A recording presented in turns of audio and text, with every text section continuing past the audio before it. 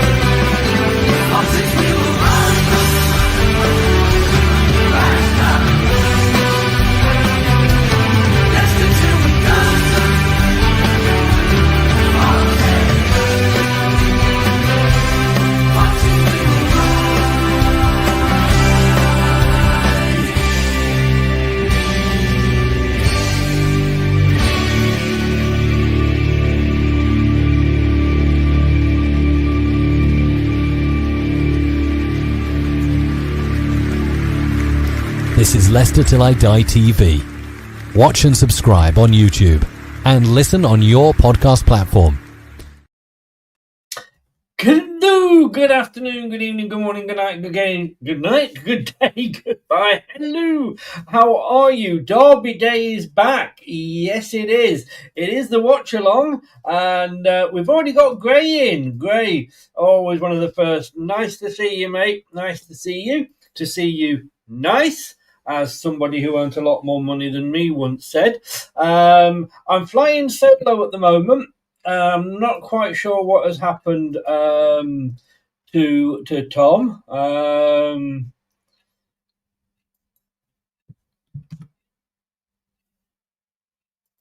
going to try and send him it another way. I'm trying to send it another way. Anyway, how are you doing? I mean, I love Derby Days, and you know, it was great when we got Nottingham Forest back up, wasn't it? Because Villa, that's not a derby.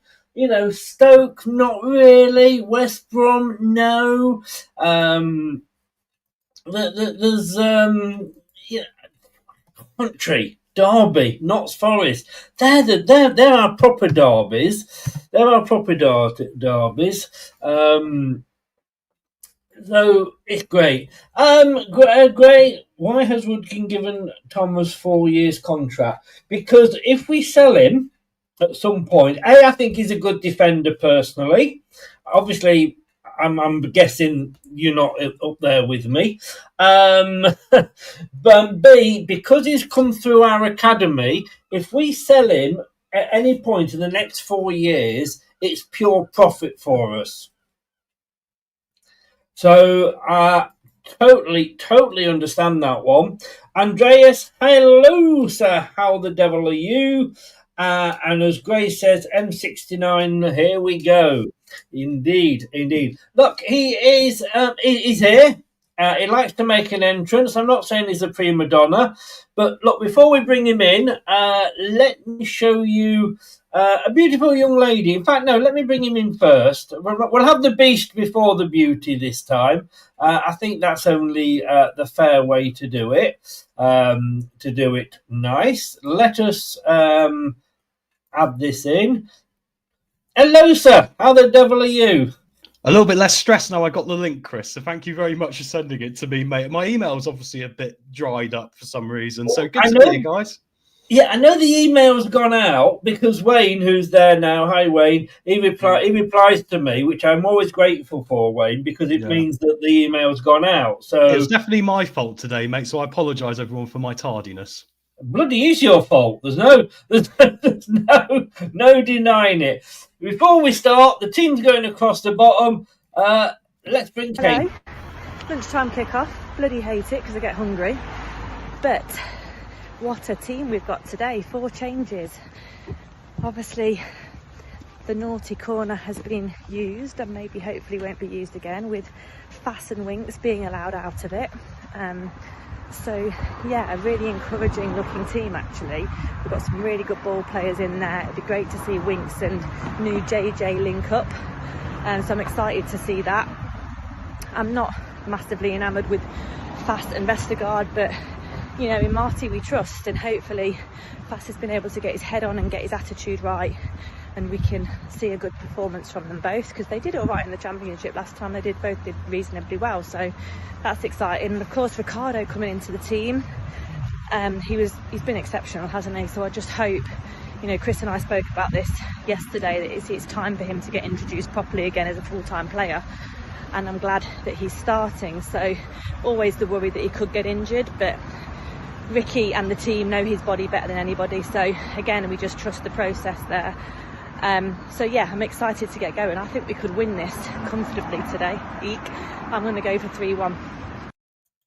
Well, that's buggered me, because I went 3-1 as well. He's having a good show here, is Tom. A wire has fallen out apparently. But yeah, we did talk about this. Andreas has agreed with me as well. Faze, if he turns up, yes, says Gray. No Carranza. No Carranza, no party. Don't know why I went that way then. But I want to just, first of all, remind people that today's match is being sponsored by BetMate. It's a bit of fun. Sign up. You're going to a draw for up to £500 prize. And Tommy's back in, apparently. There he is. I pulled a wire out moving the computer. Dickhead, you. I'm allowed to say dickhead because I went to see Francis Rossi last night, and it's his favourite phrase, so I'm just copying him. So yeah, look, BetMate, you've got there a QR code. Copy it, and you can go into a draw for £500 cash pot. And instead of losing your money, exactly, that's what you need to be doing. And instead of losing money to the bookies, you can lose them to your mates. I don't know whether that's actually any better or not, but there we go. Did you see the interview, by the way, with Ricardo when walking his dog? Take a walk with Ricardo and his dog. Did you see that? I did. Apparently, they're making it into a series now. And we've got this one, a dog walk with our striker. Oh, Chris. You go, come on, that's good. I don't waste my Sunday afternoons, I don't even know what to say, mate, about this one. Do you know what I mean? I don't know. I mean, come on. I mean, we're in a better run of form now, aren't we? We're getting back on the way we need to be now. And he's still shit. But let's give him a chance. But come on, you've got to admit, everybody thought it. Thought it. Yeah. Right. There's a few changes been made today. Interestingly, I mean, I don't know about the. Well, let's just bring the team up there. Give me your thoughts first of all. Well, a bit like Kate, really. I was a bit surprised to see Faze in there alongside Vestergaard. I'd have probably gone one alongside a Coley or the other. Do you know what I mean? Because I think they both offer similar things, really, except maybe Faze is a bit more mobile. So I was a bit surprised to see that, Chris. Ricardo at right back, I was a little bit surprised as well, because I think Hamza has held down the position quite well. But he's trying to create probably a good squad harmony here. So I'm like Kate, trusting his changes here. And it's going to be interesting to see how Winks does today rather than Skip as well. And I'm guessing James is going to be an attacking mid, perhaps. He is, as it happens. I mean, I've got to say, we do a show, I don't know whether you popped on or not, Friday lunchtime, when Kate, it'll always be Kate picking her starting 11 because that's what she's good at, although not so good this week as it happened. But look, I've said before, and if Jim's in, he'll love me going on about this. Ricardo's got to start earning his money. Yeah, you said this. Yeah, if he is that good when he's on for 20 minutes, he should be given a start. All right, then maybe taken off if he's in can't sort of thing. But if you're that good when you come on, why not give them a start? Didn't work with Mongo, I've got to say, but hopefully it will work with Ricardo. Faze, I've actually called for Faze to come back. Yes, which shows a massive change in your feelings on him, mate. It does. It does. I think again done all right when he's come back. When he's come on. Sorry, I would have kept Okoli on. I think he's been a bit unfortunate to get dropped, but he has got a bit of a mistake in him. Look, my thoughts on Samari. I'm with Kate on this one. I don't think he's had enough chances for redemption. I think Putin will get redemption before Sumari does. Then Winks again. It's in there with Faze. If he's proved, Faze and Winks have proved that they are good enough. And their head's in the right place. That is fine. James is playing him in that attacking role, which again I'm surprised about. Indeed, Gray, absolutely, indeed. We got a lot of indifference in central midfield and obviously a lot of contractual situations. I'm surprised Skip isn't the guy we're going to lump on being one of the starters every game because he's the longest deal we've got, right? He's the guy we got most money invested in right now, whereas Sumari, we haven't. I've said this before, irrelevant if Sumari has a great season this year, he won't be staying at Leicester next season. He'll want to move, probably because it's what he wants to do now. He's wanted to do it before. So I agree. That is a problem. That is down to how the club's been run, though, not to Marty. So I appreciate Marty trying to get something out of them, manage them correctly. I'm not against Sumari starting this, Chris, to be honest. As long as he's just doing the tackling and that, and Winks is going to progress the ball, it's fine. But I still think Skip, with his running recently, has actually improved. The last game, I don't think, ironically, he probably deserved to be dropped. I think he's probably had his best game last time out. Kate said that as well. Yeah. And sorry, I'm just watching the time. Kate said that as well. But, who knows? Who knows? In Marty we trust. Let's have a look. This was how Kate lined up. Now, we've gone for the 4-2-3-1 because whatever we think starting sort of wise, this is Marty's favourite 11. As you can see, Kate versus Marty here. She'd put Ricardo back in there. She very much agreed with me on that one. Okoli and Vestergaard still. Thomas starting at left back. Gray said earlier, what the hell, why is Woodkin giving him a 4-year deal? And as I said, he's giving him a 4-year deal because, quite honestly, is a homegrown product. Exactly. So it's also only an extension. It's not an increase in money. We're just extending the deal. So it's not actually anything more. We don't know. There might be. I don't think so, but maybe. When you sign a new contract. But if we sell him next year or the next 3 years after that, it's full profit. 100%. It's part of the game. It is. So totally, I'm sorry, I'm going to disagree with Gray on this. A, I like Thomas, and B, I think he is. That's why Rudkin's done it. Well done, Rudkin. She had James and Skip. I would have probably had James and Hamza in there, but my thoughts on Hamza. Hamza's an interesting one, Chris, isn't it? Because I get why Ricardo going back into right back suggests to me we were managing his fitness for the last few weeks and bringing him back in slowly, and he is going to be the starting right back after all. But Hamza is a bit of a bomb scare in centre mid. I think he looks so much more assured at right back, but we do have a limited option centre mid, so I kind of get your argument. Sorry to interrupt, but no, not at all. I just think that's his main position, and as good as he's playing at the moment. I know, Gray, I think he may have got, if he's signing a new contract, he has probably negotiated the word was extension, I read, and that would suggest extension. It would suggest it's just increasing a deal. I think if it's an extension, you can still negotiate a higher wage. I do not imagine for a minute that for the next 4 years he's agreed to stay on the wages on at the moment. Oh, I don't know. I mean, we'll look on transfer market a bit later, Chris, and find out. Yeah. I don't think there's any way he signs that contract and stays on the same money. No, but it's interesting. If he has, then his agent needs sacking. I'm sorry. Well, maybe, yeah. I mean, the interesting one for me is I thought going towards the rest of the later part of this season, I wondered if Christensen might force his way back in at left back, actually. But I think probably he's going to go. So maybe putting our house on Thomas is not a bad shout because he's been decent enough so far. He's better than last year. Yeah. Tell you what, would you go 4 years without a pay rise? I wouldn't. Oh, I tell you what, it's happened, but I would like Yeah. not to have that happen. You're Yeah. right. And then we've got Fatou and Mavadidi with Monga coming on. Ayew, she's dropped Ayew down and she started Carranza, but then she's played James further back. What is wrong with Carranza? I don't know. He's on the starting line, he's on the subs bench.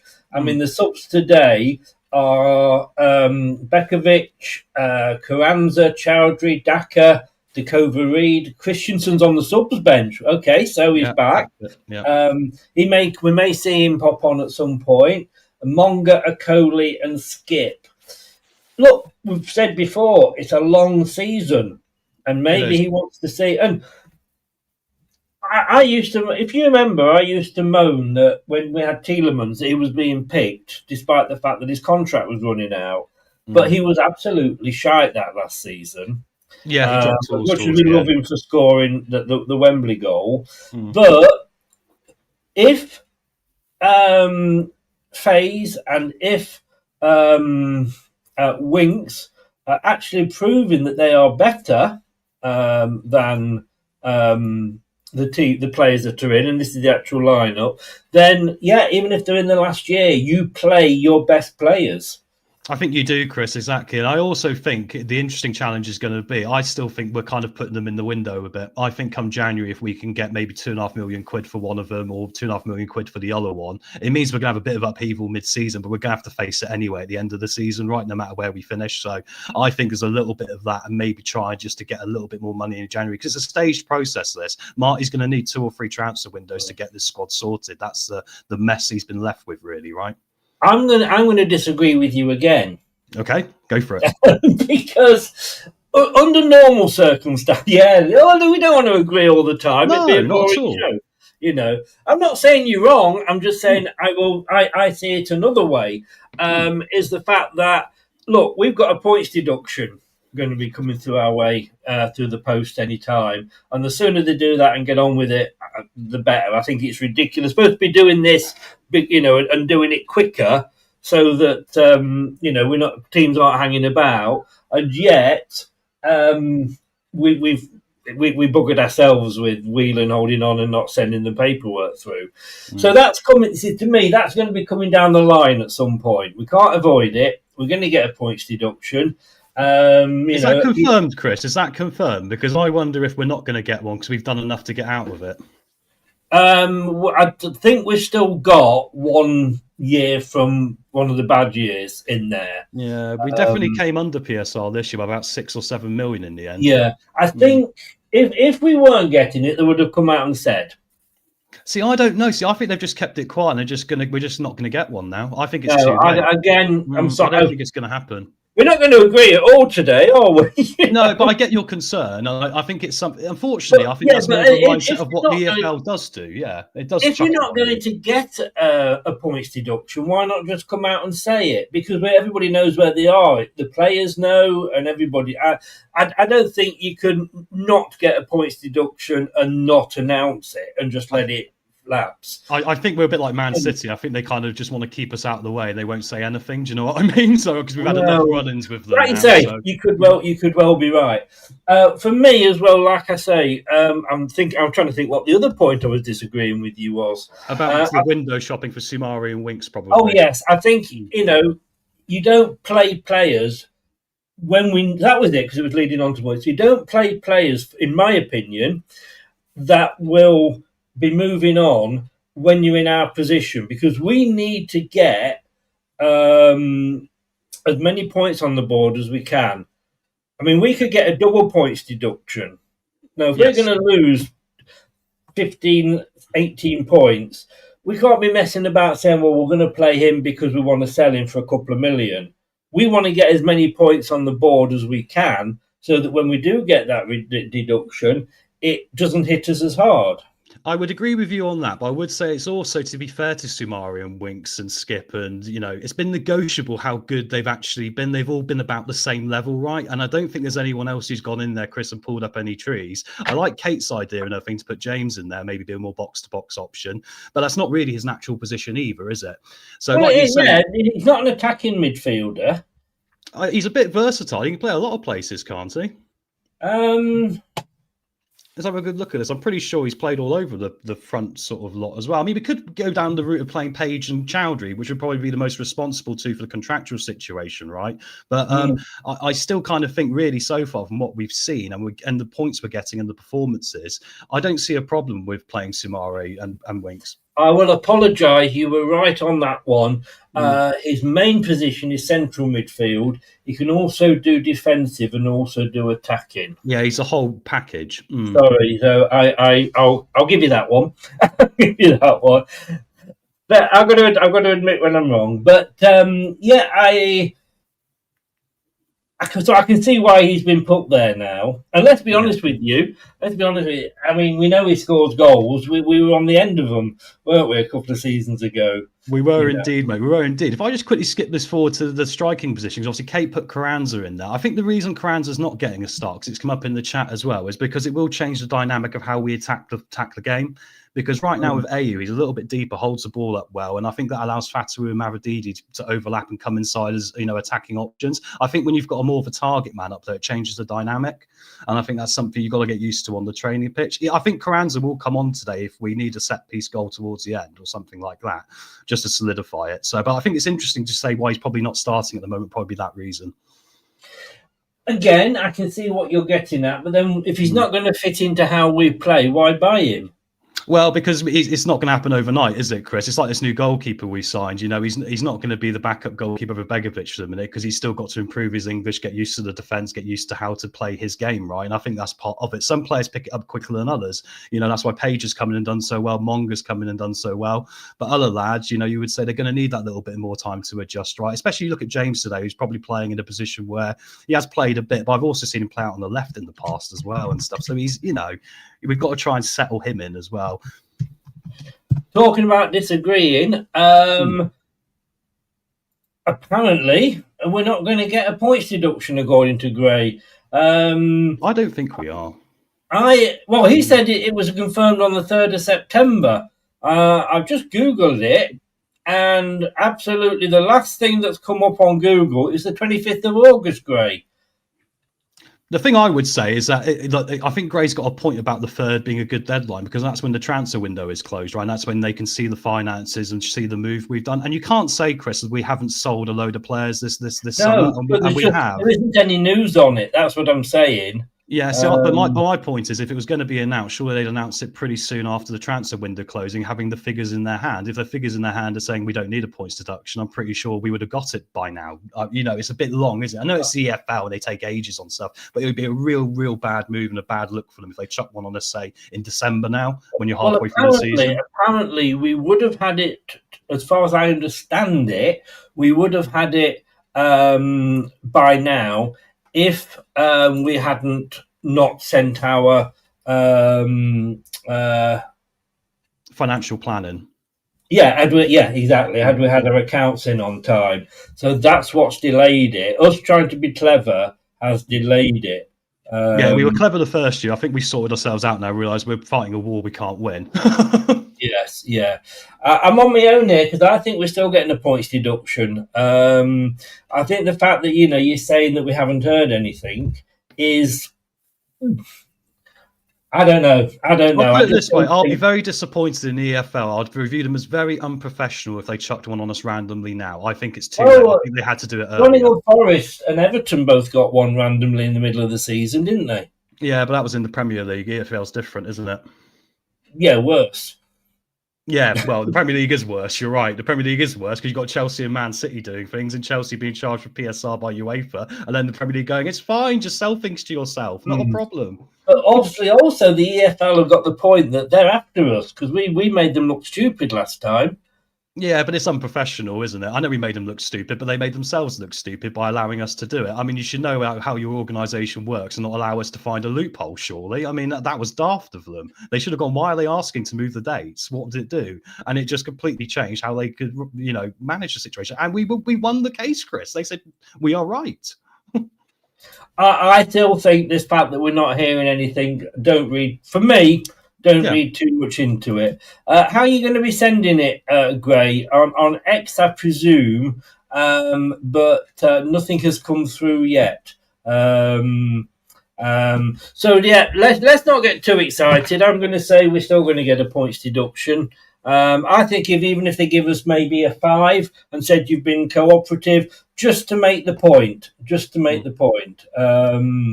We also don't know if the club's told him about future Coventry sales. fan yesterday was saying it could be 18, although that's Coventry. But look, this will come up. I'm sure eventually Gray will send me the link and we can discuss it. Email. Okay. So let's have a look because the players are coming out. Yeah. What's your prediction, Chris, where you get the email? I've gone 4-1 again. I've gone 4-1 again this week You've for gone Leicester until I 4-1 get it right. Yeah. I'm not saying it. It hasn't come through yet, Gray. I haven't actually bragged about this, but I saw. I checked last night, Chris, and my heart sank because after 35 minutes, I was like, end it now. It's 1-0 Middlesbrough. That's my score. And then, of course, it ended up coming 2-1. And everyone who's at the top of the league got 3 points. So well done, lads. I'm going to be getting relegated this year. Get your predictions in. I think we're about to kick off, so we're going over. Gray, sorry. Tom, thanks very much. I will see you at half-time, sir. Yeah, thank you. Sorry about the bit of chaos, guys. See you at half-time. Come on, Foxes. Take care, buddy. Cheers, mate. Oops, that's me. That's you. There we go. Right, we'll get there eventually. There's so many options. Yeah, I don't think it's going to be 18 points, Wayne. It was a Coventry fan that said that, so take it with a pinch of salt. Do you know what I mean? There we go. That's what I was looking for.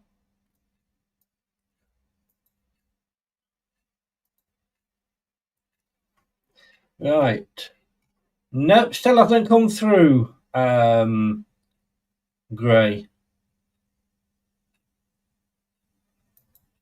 But let me have a look for that at half time. Like I say, again, if it's been confirmed by a club spokesman, where is it on the website? Surely that's going to be news that you're going to plaster everywhere. You're not just going to say, shh, wait, we're not going to get a points deduction. Shh. You're going to be shouting it from the rooftops. So there we go then. The teams are out. The teams are shaking hands. So interesting. Here we go. Stolachik in goal, as we know. Piera finally starts at right back. Faze and Vestergaard are our 2 centre-backs. Just together, I'm not so sure. Thomas at left back.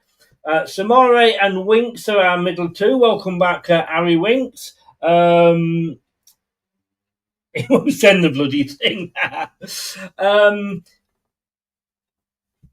Let's have a look. Fatawu, James and Mavadidi are the 3 up front. And Ayew is the lone striker. 4-2-3-1 as well for Coventry. Wushruth in goal. Van Hewitt, Thomas, Kiching. I love that, Kiching. Oh, we got a Kiching on the pitch. And De Silva at the back 4. Grimes and Thorpe are the 2 defensive midfielders. Sacramato, Udini and Thomas Asante are the 3 behind right up front. We're in blue. Of course we are. Why wouldn't we be?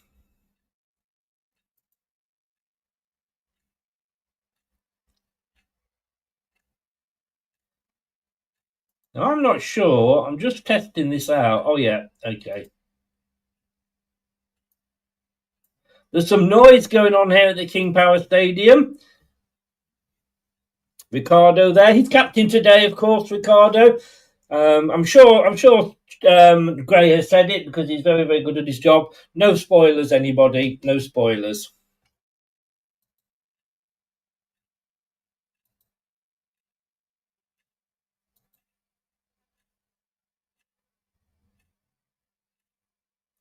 At the moment we are singing When You're Smiling.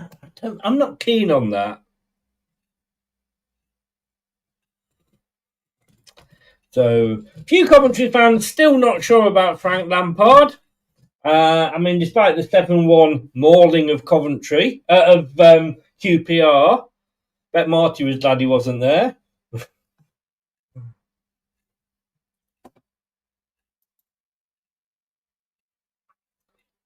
Jim is in.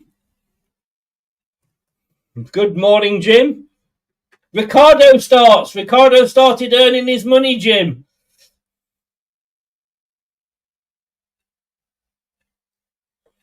I can't hear. I didn't hear that, Scott. I've got to say, all I heard was the...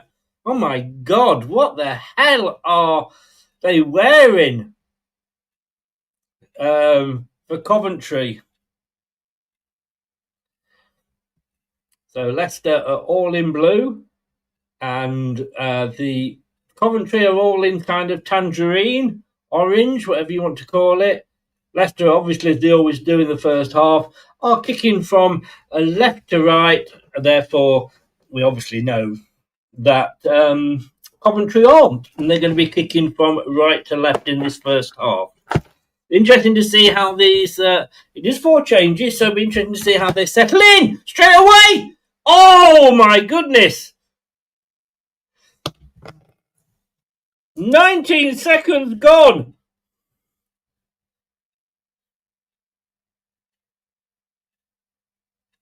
Oh.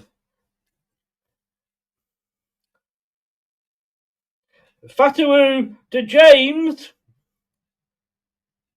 To Ayew. And it's a corner. What a start. Hey, if we could get a goal from this corner, see what James is like on corners. Oh, that was a bit of a different one.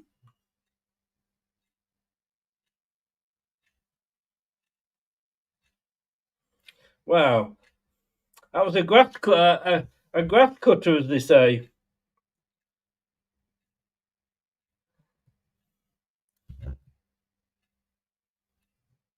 That's a free kick to Leicester. Yeah, quite right. Samari pushed over there. I'm not sure whether it is an orange. It's a kind of reddy, orangey, like a blood orange. Don't like it. Having said that, if it was Leicester, I'd have probably bought it. Thanks very much, Scott. It is grey, totally like a dirge.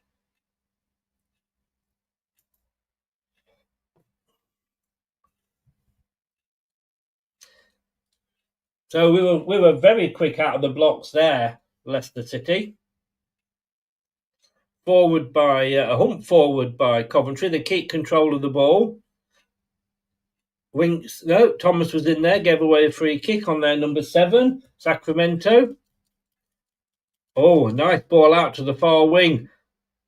Oh, poor ball in though by Coventry. Vestergaard back heels it out. Leicester, hopefully. Wow.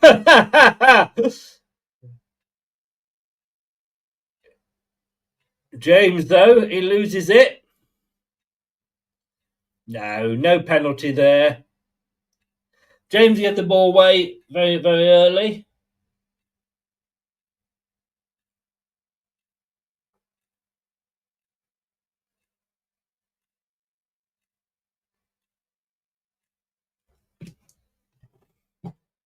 This is going to be very, very interesting, this game. I mean, is it me or does anybody else really enjoy the fact that we've got these local derbies?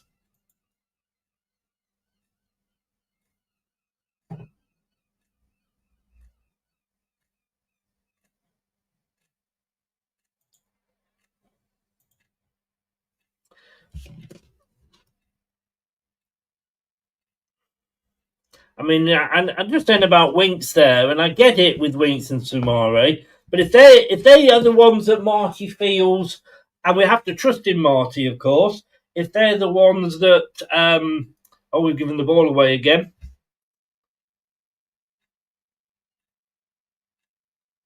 And we get a throw in. Well done, Wout Faes. Oh no, I thought it had come off the defender. But no, if he is, he's won 30 of 83 championship games as a championship manager at us and QPR. So less than half, but look at the two clubs he's been at.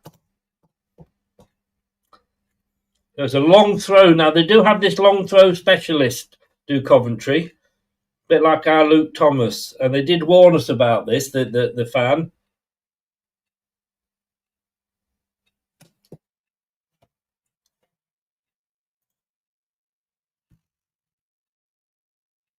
That was Van Newick, their right back. Our left back and their right back with the long throws. The moment it's head tennis around the... Can't get it away, Leicester. Now a slip. Oh, plays it in. Salarchik gets his first touch of the ball. I mean, not just Leicester. I think both teams being a bit sloppy at the moment.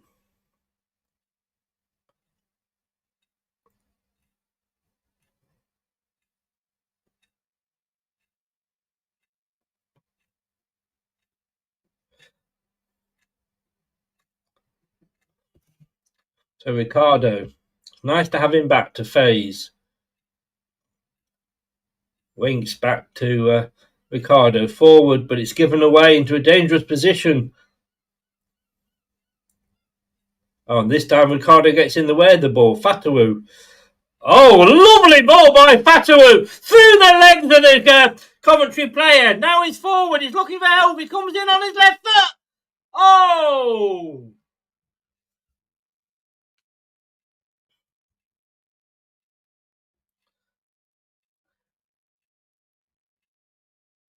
Nutmegged. Cov player.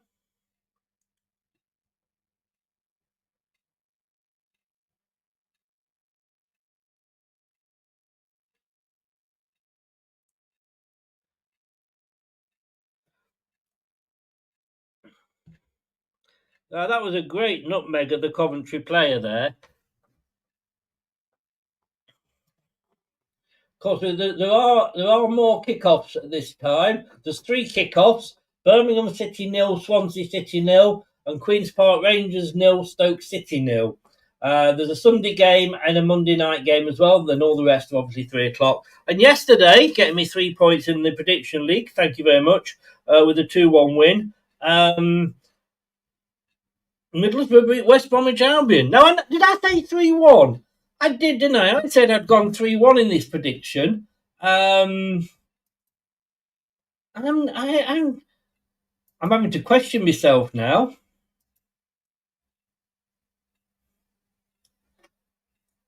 Because I don't think...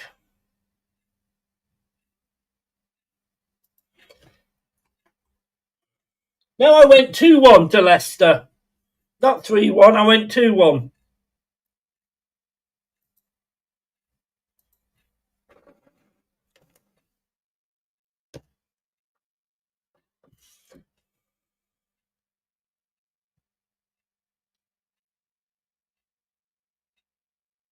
Really, I think we've got 3 derbies for me. We've got Coventry, another long throw coming in here. Coventry, Forest and Derby. And when they're not in the same league as us, I will stretch to Birmingham and Villa. But for me, those are the East Midlands teams. Long throw it up. Oh! Bowes with the clearance there.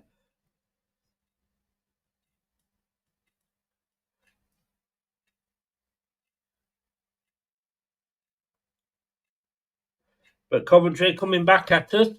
At the moment, Coventry are on top, I'd say.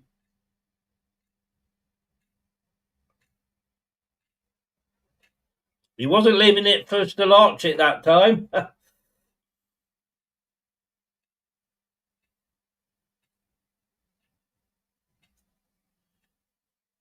There's a balloon on the pitch. This time Skip just belts it upfield. But there's no Leicester City player up there at all.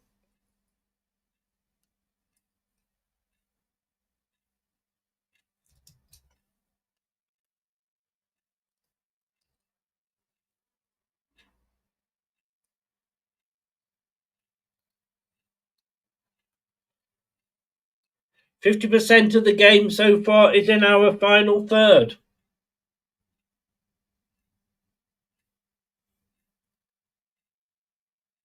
Oh, Solacic came out there and he got hurt.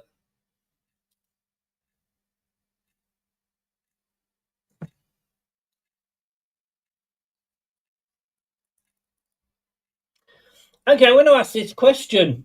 Would you take a draw now?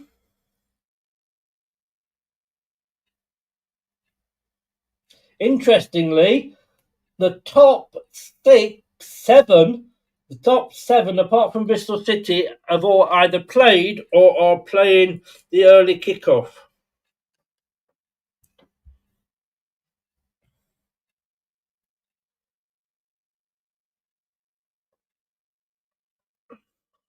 Long ball up, but it didn't make it as far as AU, and it's a throw in just inside the Coventry half on this near side.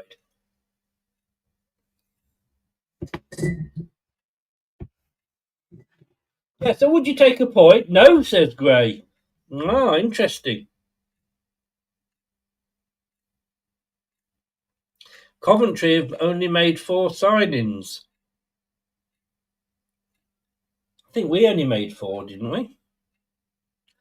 Leicester just passing it around the back at the moment. Now Vestergaard, the long ball up forward. Oh!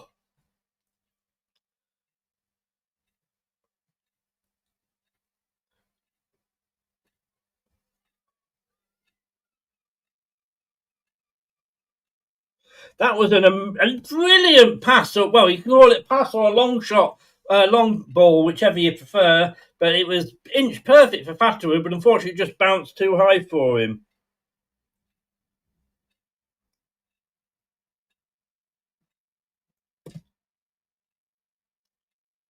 Oh, that ball was over the top there. That was a cross-come attempt, I think.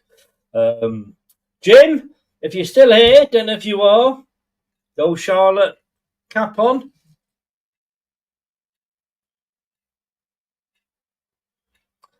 No, I get it, Jeff. I'm just thinking, like before this, would you have taken a draw? James gets a free kick there. Leicester's new number 6.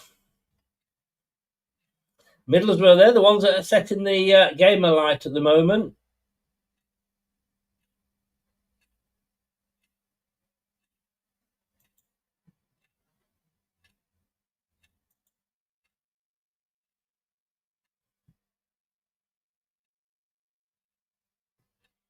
Yeah, I mean, they're just saying then Marty wants to go, isn't afraid to sort of go direct, and you shouldn't be. This thing that, you can't play it direct. Then you've got to get a mix. You've got to have a mix in there.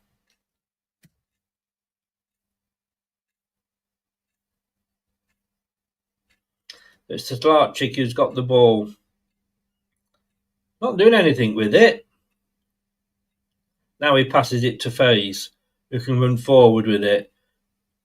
Plays it forward to absolutely nobody. Again, ball. They're overhit a little bit.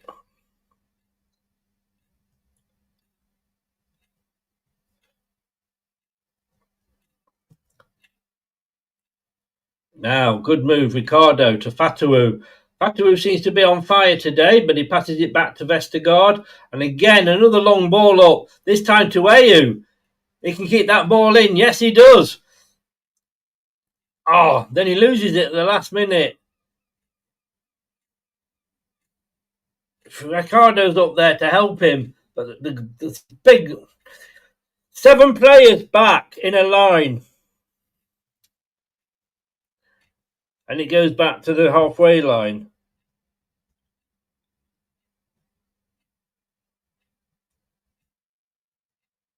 Seven players there across the back. Yeah, you should. I think if you're agreeing with me about the mix of styles. Oh! Fatawu gave a foul away there. Otherwise, we were in. Yeah, he did really. It was a foul. And Wink, though, was running in. And if the whistle hadn't gone, I think that could have been 1-0. A little bit of Michael Owen there for you. Those that know, those that know.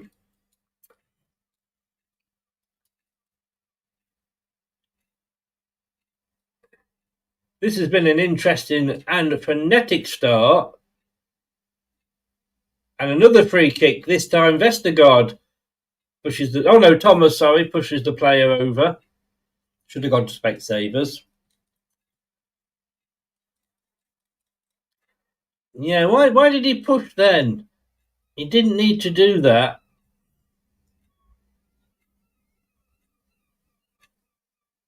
Some of these free kicks are...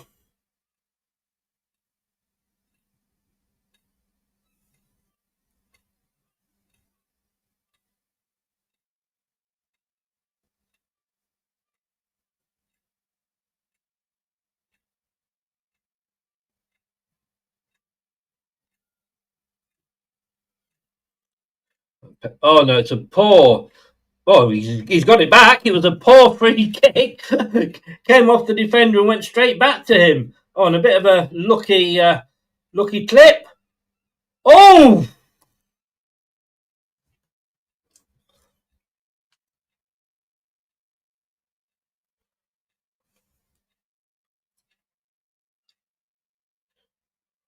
Let's have a look how close this was. No. It was quite wide at the end of the day. But that would have been all down to Thomas giving away that needless free kick. 59 in, please smash the likes and subscribe. Face to Ricardo. Oh, and again, playing it out the back, and we give the ball away, for fuck's sake.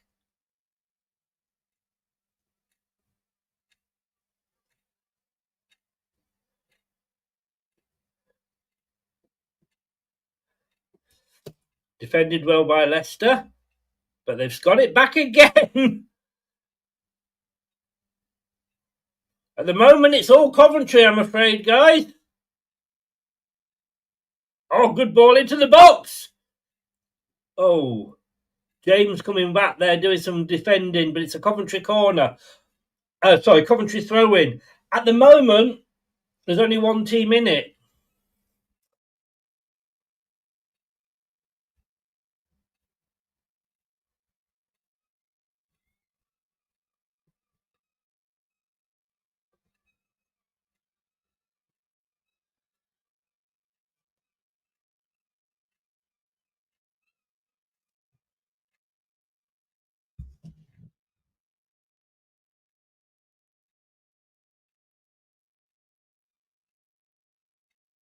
Oh, well kept in, Ricardo. Fatu, I mean.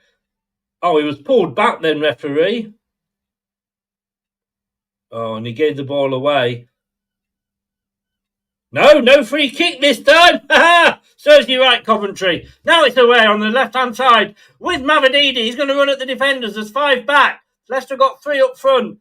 He has to play it back. Gives Coventry a chance to get numbers back. Again, the chance has gone, really.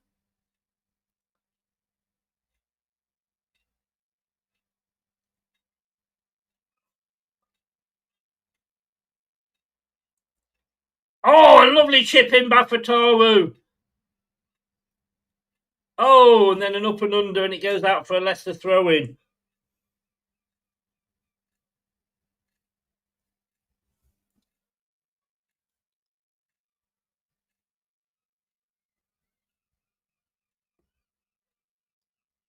Oh! James with a shot.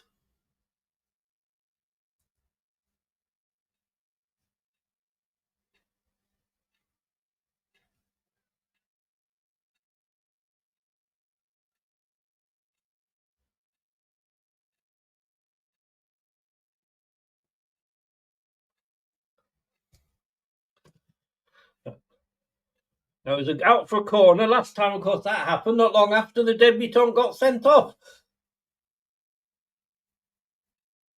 Come on, guys. It's free to like.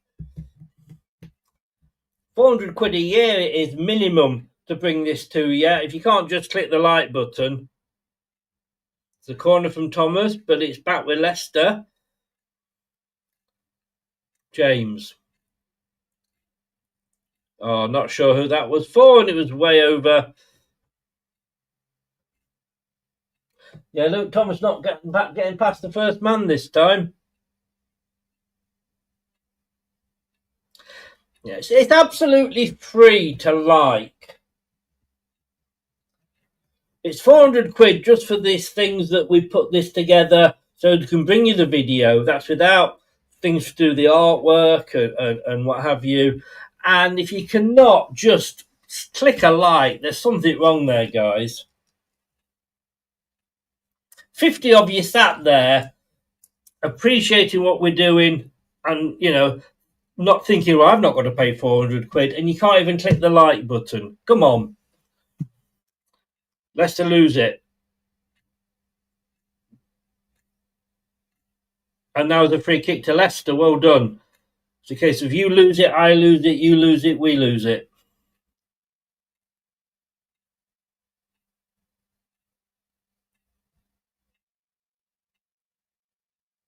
"20 minutes gone. Coming up to halfway through the first half. I have to say, Leicester coming back into it. 60% or 59.5% possession.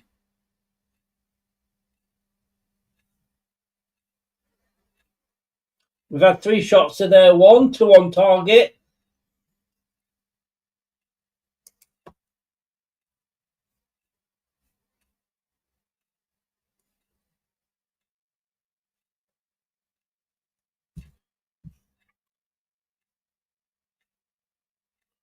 Playing very dangerously at the back.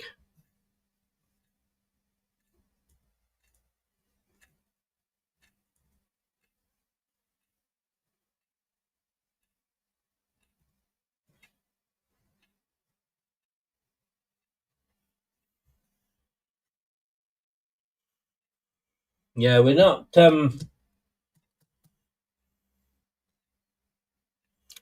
we're not attacking well at all here. Thank you, Gray, and I know you would, and I do appreciate it. Thank you.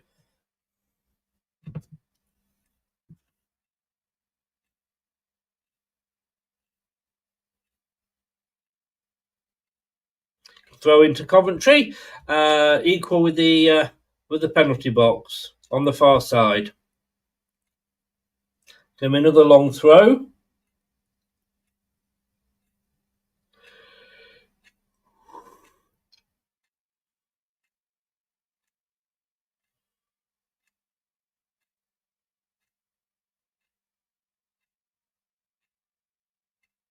Oh,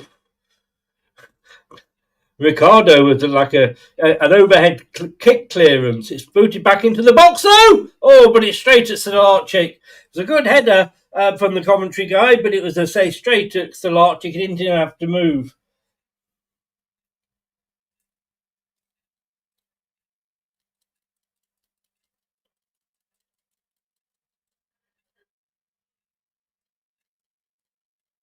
Leicester trying to come forward.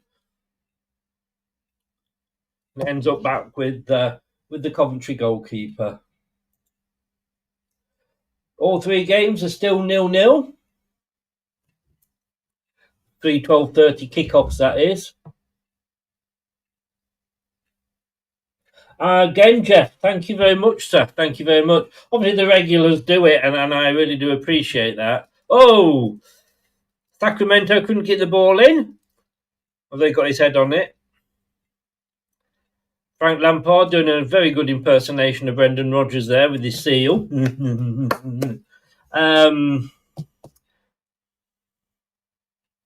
But Coventry, yeah, I'm going to say, this is going to be a tight game. Offside. There you. About 2 foot inside the opposition half, but he was offside.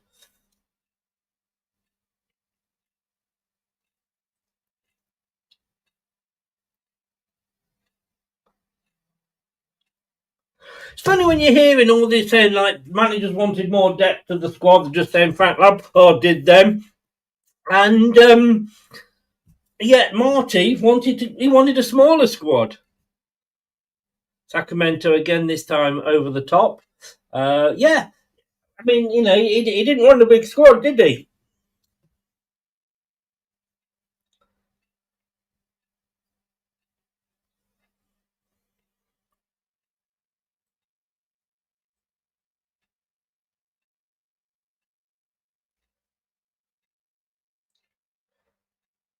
I have to say, and I'm going to say it,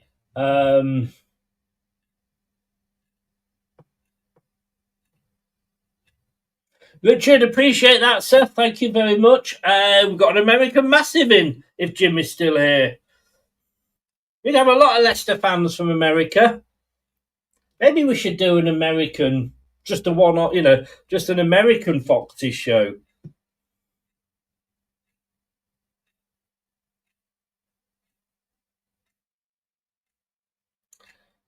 I hate it when that goes around the back, but we've got the space now. We've got a lot of space in the midfield.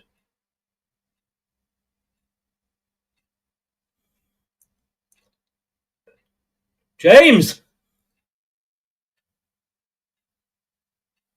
Oh, I think they'll get...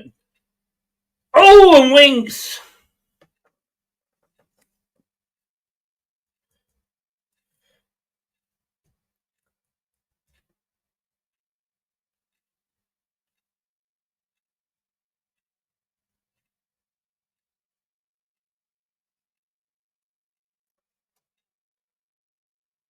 Fatu needs... Oh.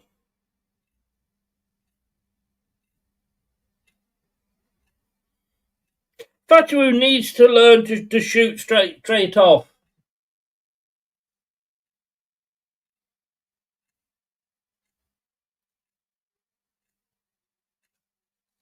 Michael, I would. Yeah, well, it'd definitely be called a Midlands derby, and it is definitely an East Midlands derby, without a shadow of a doubt.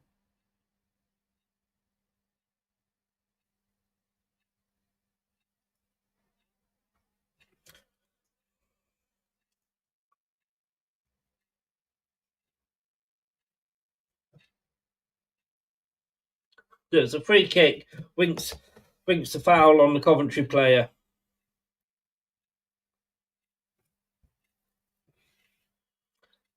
It's left for the second player. Oh, Vestergaard was fouled.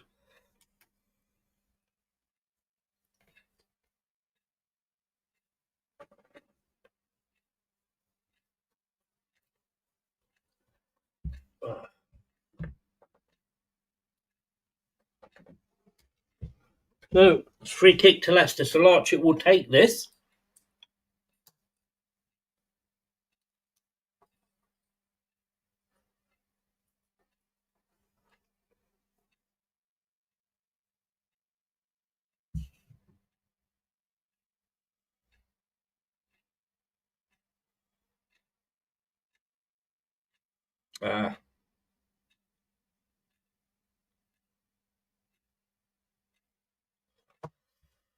So I have to say, going into this game,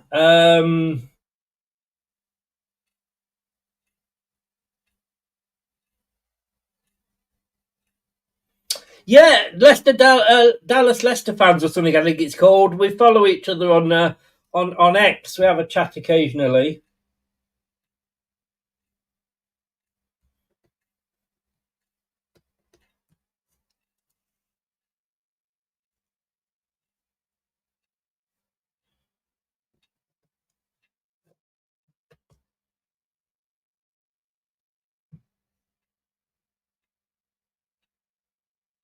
We'll have a chat afterwards, Jim. Oh, Fatawu nearly got the ball through to Ayu, but he didn't. And now they come back at us. Sakamoto gets a free kick. Right. Desperate times call for desperate measures. I I was slightly hungover this morning.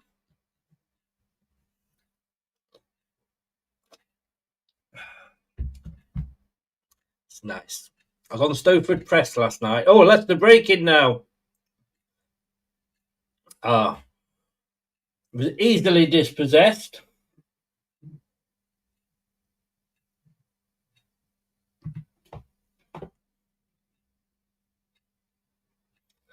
I'm drinking Thatcher's tonight. Oh, lovely move by Coventry into the box. Oh, good defending eventually by Ricardo.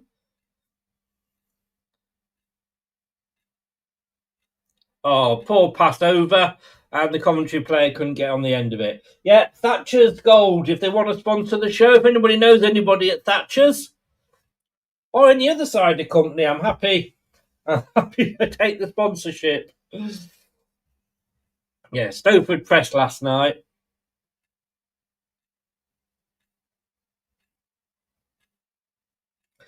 Coventry are East Midlands. I'm sure Coventry.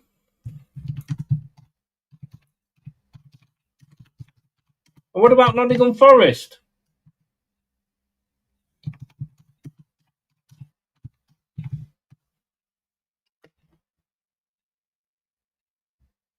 No, you're quite right. You're quite right.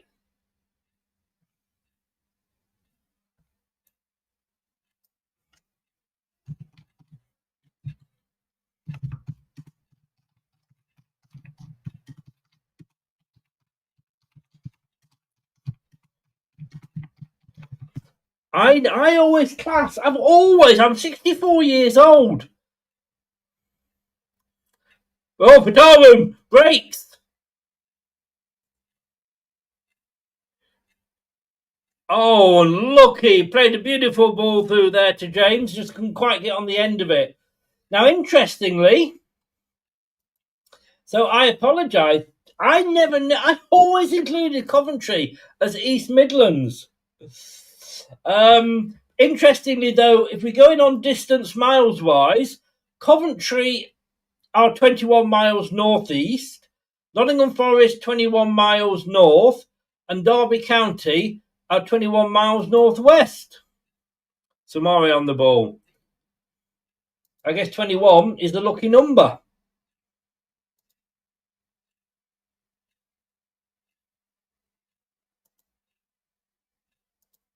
He's on the ball. Batawu.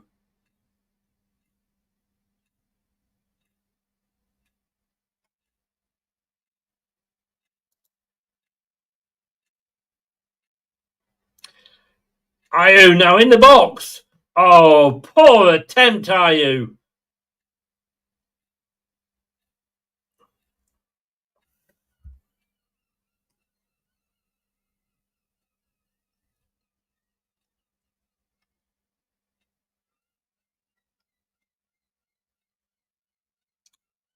Leicester for Tarwood. Oh, goes past his man and gets a corner. He got past his man, but then wanted to bring it on his left foot.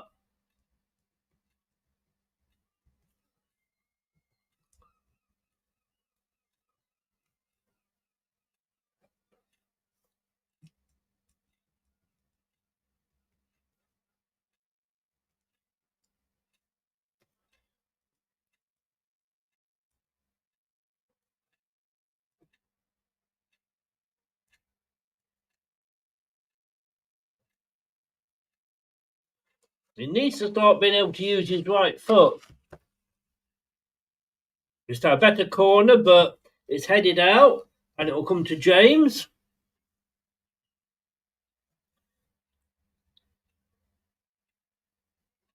Pereira into the box. Oh, headed clear, but not very well there by the Coventry defender.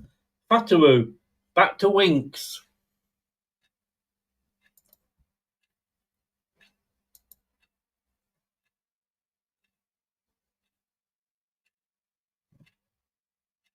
Phase. Now, I've just Googled it. It says Coventry are actually in the West Midlands, not Warwickshire.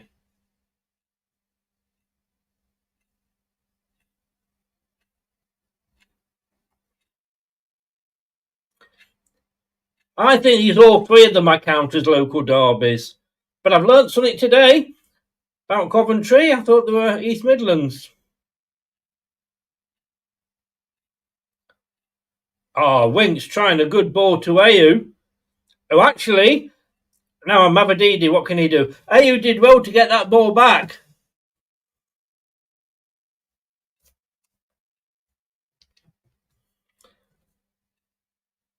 Ayew now. Oh, cross wasn't quite good enough.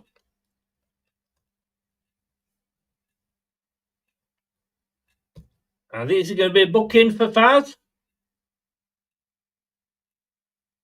I think if he is, he took one for the team to stop Coventry getting away.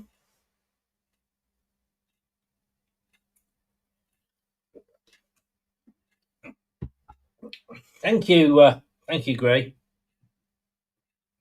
It all gets very confusing, but fair play. Like I say, there I was thinking Coventry were East Midlands for 64 years of my life. Shows how little I know. And I used to love geography as well. What's wrong with this? Let me rearrange my bra here. But I just said that to try and get a laugh. Thought it might have got a couple of titters, but obviously I boobed.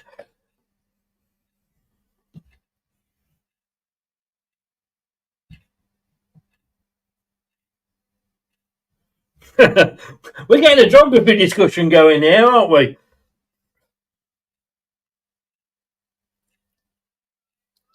But Coventry are just about the nearest club, so that is why I always think of them as the main derby. And we've got a motorway, of course. Oh, that'll go all the way through to Stolarczyk.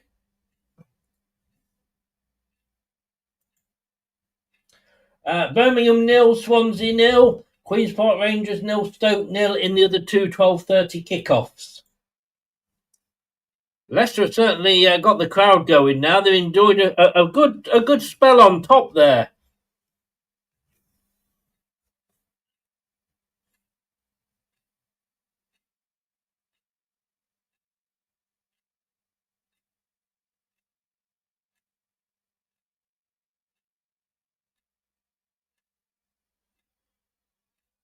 Oh, Mavadidi. Oh, Mavadidi, a shot straight at the goalkeeper.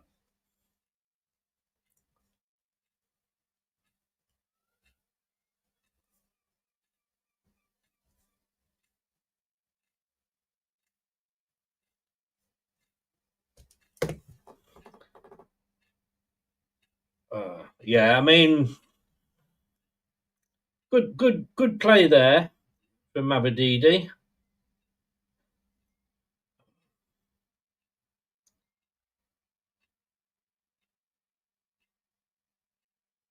Bit ping-pongy at the moment. Oh, Afate there was he got to the byline. FaZe made him go all the way to the byline, crossed it, and it just was straight at Stolarczyk. But it was I don't know where Ricardo's gone. There he comes running back. When Ricardo goes forward, we are a bit left open at the back.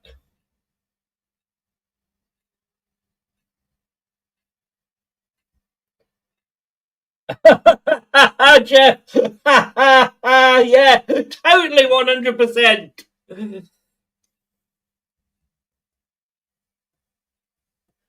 Vitaru always gets the crowd going when he's on the ball. Oh, Ricardo wins the ball and then loses it.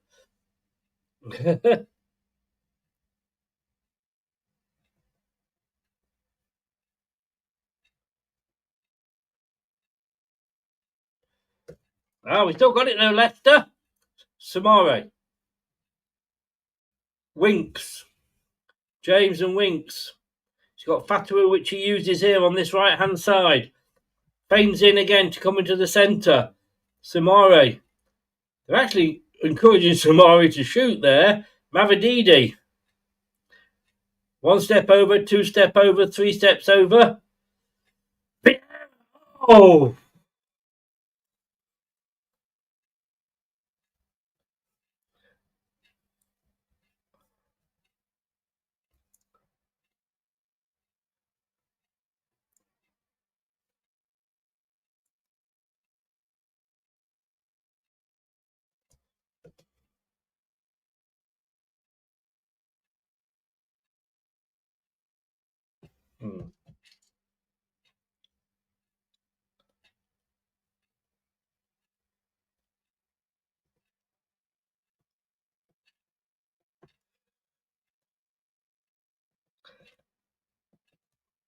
Just a throw in.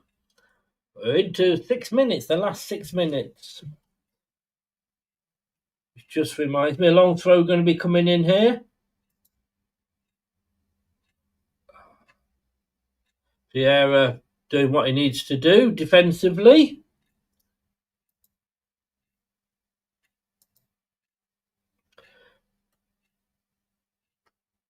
Oh!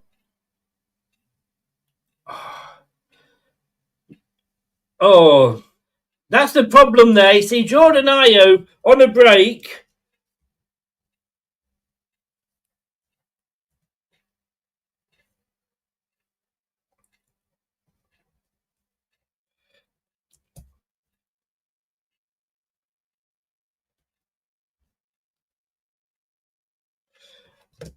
This could go either way, this game.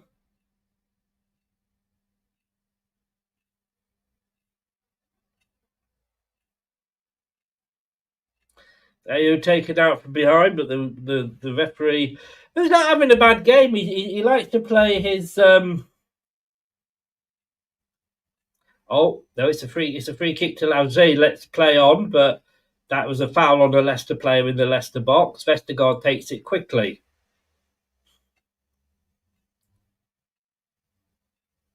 Oh, and they nearly gave it away.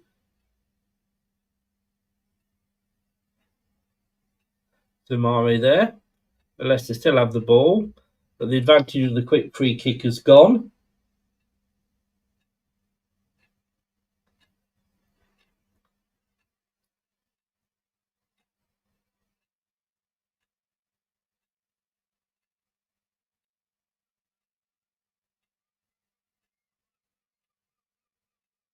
Ah, oh, lovely ball from Faz. Mavididi. Jordan James and Mavididi linking up well. 1-2 together there. Winks gets booed from the Coventry fans. There's that earlier challenge for Tawu. Ah. Oh. Well, I mean, Fatawu and his foot trapped then by the Coventry player. But not a free kick, but Leicester retain possession anyway. Samare. To Ayew, Samare. Back to Mavididi. Oh, Mavididi with the shot comes off for a corner. At the moment, Leicester are finishing the half very strongly.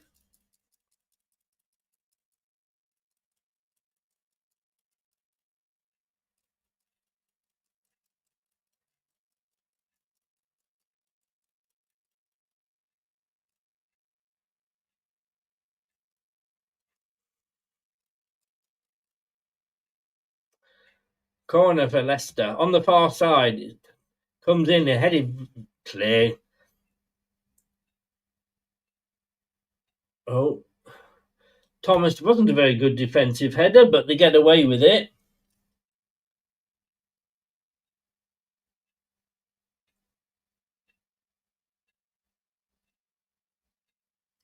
That's Samare. Thomas. Vestergaard. Samare. Oh, nice little touch. Oh. Poor back shot from Ayew, and Thomas had to run to actually keep it in. Oh, that's going to be too far, even for Fatawu to catch. Into the last minute of normal time.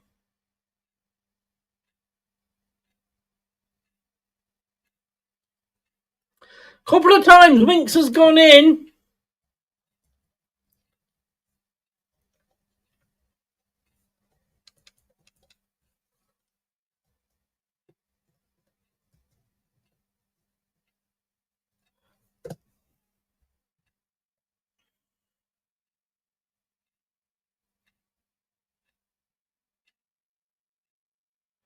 Oh, there were some shouts for handball from the Coventry fans. Fataou's got it, plays it in. Ayew, I think he got in the way there actually. Winks. Faz, back to Winks.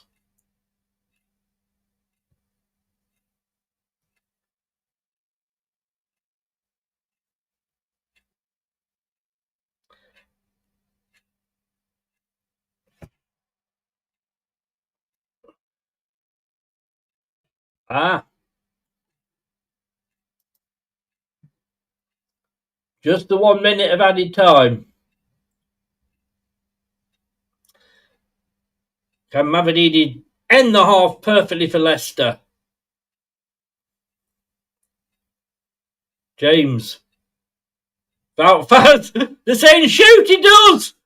Oh. They were shouting for Faze to shoot it then.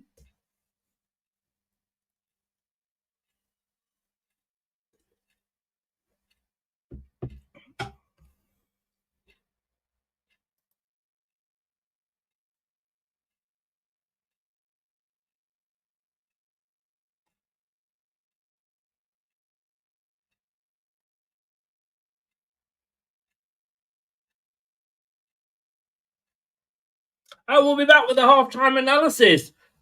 Just time to go and show Percy where to aim, and we'll be back with Tom to discuss the first half. Interesting.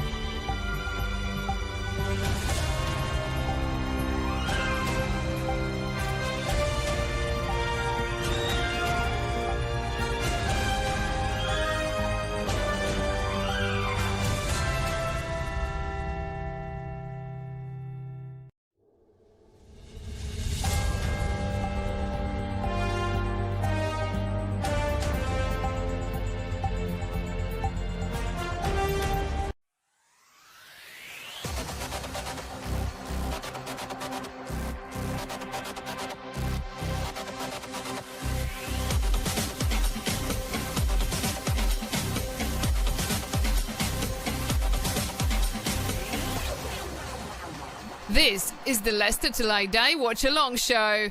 Join in the chat and don't forget to subscribe. Three 12:30 games, all 0-0 at half time, Tom, but I think they'll be struggling for the other two to be any more entertaining than that one.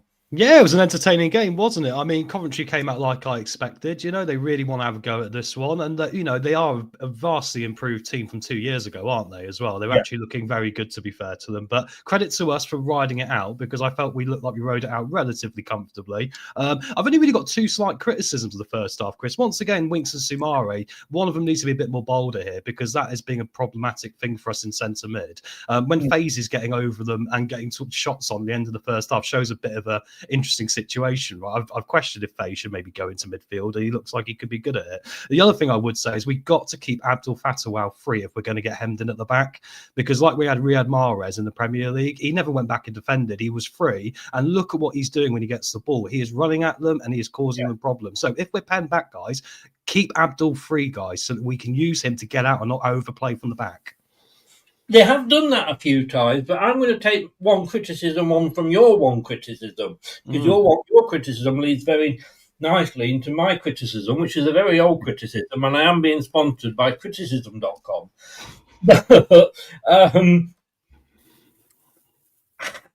I didn't really, Fatawu, he's got two legs. I wish he bloody used them.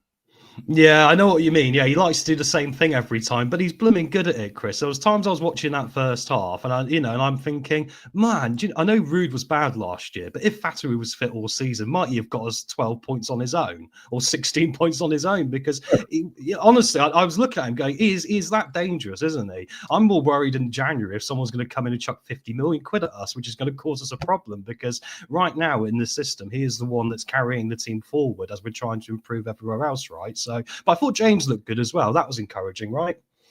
James looked good. And did Navadidi. Yeah, same again. I mean, and also I'll say Thomas has done all right as well, because Sakamoto is going to be where they're going to try and find a lot of the success for them, right? Because he's a very good player for them. I think Thomas has done well enough with that, and I think Gray's made a very good point there, especially in the centre mid. We need to quicken the pace up. That 1-2 pass where Mavididi got in, and then obviously Kate got clipped and fell over. It wasn't a penalty, but that's a good example of quickening the pace and what that brought, and that was the way through them. It's either that or we've got to go down the route if they're going to park the bus in a minute, and we'll have to get corners, Chris, right? Yes, yeah, and the corner. Well, it was a different corner from James, wasn't it? It was a grass cutter. It was, but I like how we've got some variety in it now, because I said last season in the Premier League, we just couldn't get it past the first man whenever we took a corner. I mean, there was no point us even having corners last year, because I think we scored from one corner or two corners the entire year. Yeah. And that's a big part of it when you're struggling towards the bottom. You've got to make use of your set pieces, right? So I'm glad to see we've increased and improved that, definitely. How things stand at half time? Possession 61% to 39%. Yeah. XG 0.3 for us, 0.1 for Cov. Shots 8 for us, 2 for Cov. On target 5 for us, 1 for Coventry. So you're looking at that, you'd say we were on top. And we've had 9 touches in the box. They've had 12, which is pretty even. I would say I think we've looked more likely of scoring because maybe of a little bit extra quality still, but I think the way they're playing is definitely making it a close game. And it could be one of those games today where it could be one person makes a mistake in this, and hopefully it's not someone like Vestergaard, or what the response will be. And that might decide the game the way it's lining up. So I'm just hoping we can keep the solidity of what we're doing, Chris, and just make these little tweaks. I would probably get Winks off at halftime. I don't think he's done enough for me in this one. I've written down here. Sorry, you were eating, weren't you? My bad. I should have carried on chatting, mate. I did the breakfast show. I've come on to do this, and I haven't. This is all I've had to eat today. I'm hungry as well. I decided not to have a sandwich now because I thought I need to be talking. I'm going to quickly try and grab one at the start of the second half. Yes, exactly. Winks has got to be careful. A couple of bad. Aaron Ramsey type tackles. The second one he got away with because he played advantage, but he could be on a yellow card. I've got to say, I thought Coventry started the better of the two teams. Yeah, they did. And they were on top first 10 minutes, I've put down here. Tell you what, though, they are very good off the ball. I mean, at one point, they'd lost the ball. We were attacking. They get their players back so quickly. They do, yeah. I was impressed by that because they're Mm. covering a lot of space with very little effort, it seems, and their press is very good. It's a similar game to the Oxford game last week because Oxford did this to us a bit. They kind of pressed us back into that corner, and my worry in the first 10 minutes, Chris, was like we're going to overplay this in a minute and we're going to let them in, so we're going to have an outlet for a long ball. But no, I would say that, like you say, you look at the match stats, they've had one shot on target, they've been in the box slightly more than us, but I think the times we've been in the box, we've looked more likely to score, which is a good place to be right now. So we've rode out what was a difficult start there, and that's a part of it. We can't just go out there and dominate every team, can we? It's a championship. No. And look, on that time when they did get back, they had 7 players in a defensive line. I know, right? Yeah, amazing, isn't it? To think they're that organised to spring like that back into a back 7. Yeah, really impressive. That makes it difficult for us to break them down unless we do it quickly on the counter. But the thing is, with the counter-attack, and I made a note later on in the first half, obviously we'll go into the first half in more detail at full time, but there was a ball going through, where did I write it down? I can't remember, but basically the ball was through, AU was the one player up there, no speed, and that's when I'm thinking, get Carranza on. Well, the thing with Carranza is he's not going to have the pace, I don't believe. He's an averagely pacey player. I mean, controversially, I was speaking to Jim throughout the game, and I said, if they're going to keep pressing us like this, once again, it's going to have to be Daka coming off the bench, isn't it? Which is a controversial one. But the thing is, that's the profile of player he is, irrelevant if we think he's a bit blind at the moment or not, Chris. But no, I think you can argue Carranza coming on if we start hemming them back, because then from set pieces and that, I think he'll be very important. So it's a big half-time this for Marty. He's got to make some interesting decisions just to tweak it a little bit, perhaps. They 16 minutes I've put down again here, only 1 team in it. Coventry are playing a very high line. Yeah. So if we are going to break through, whether that's for a lovely pass, and Vestergaard did one at one point, well over, Fatu just couldn't quite get on the end of it. If we're going to do that, you need somebody fast. Now, I'm not saying Carranza is the next Jamie Vardy speed-wise. No, he's not. But he's going to be quicker than AU. He's got like 8 years on him or whatever it is, so he should be bloody quicker. And it wasn't. I mean, it's not AU's fault. He was doing his best and he went up, but he was easily caught. Daka, you got to say, but Daka would have lost the ball anyway. Yeah, but adding that extra bit of pace on them to go with Mavididi and Fatal might not be a wise decision. I don't think they could defend 3 players doing that, Chris. 2, they seem to be just about dealing with at the moment, although Fatal is still having moments where he gets around them. You put a 3rd one in there, I think they'll come under a lot of pressure. But I get the Carranza argument. It depends how the game shapes up from here, really. Yeah, and I could say I agree. That's what Daka does. Unfortunately, Daka doesn't bring you goals, but he does.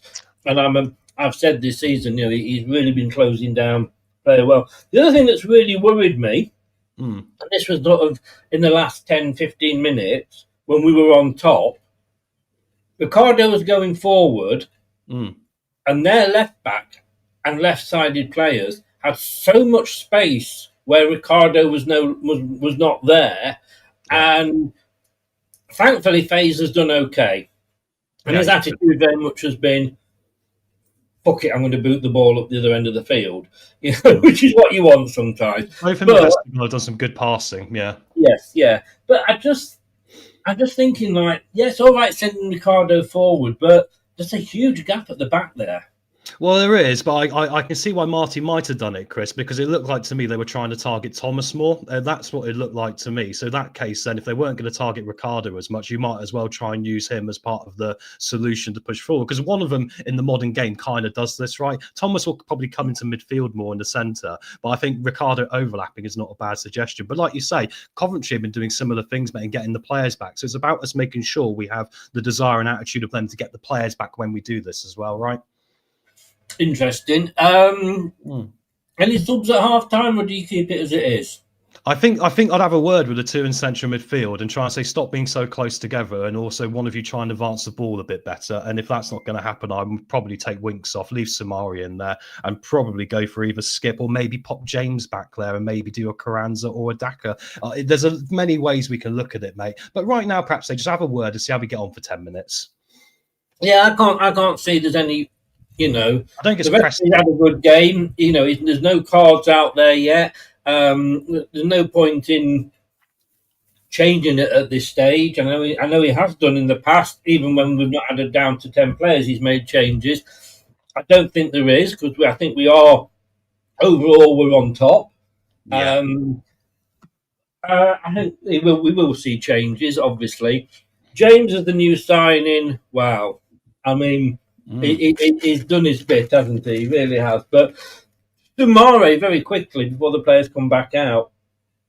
I know you would keep him on, but he's done nothing. Well, I think neither of them have really, but I mean that's yeah, the problem, Winks has- isn't it? For me, Winks has got forward.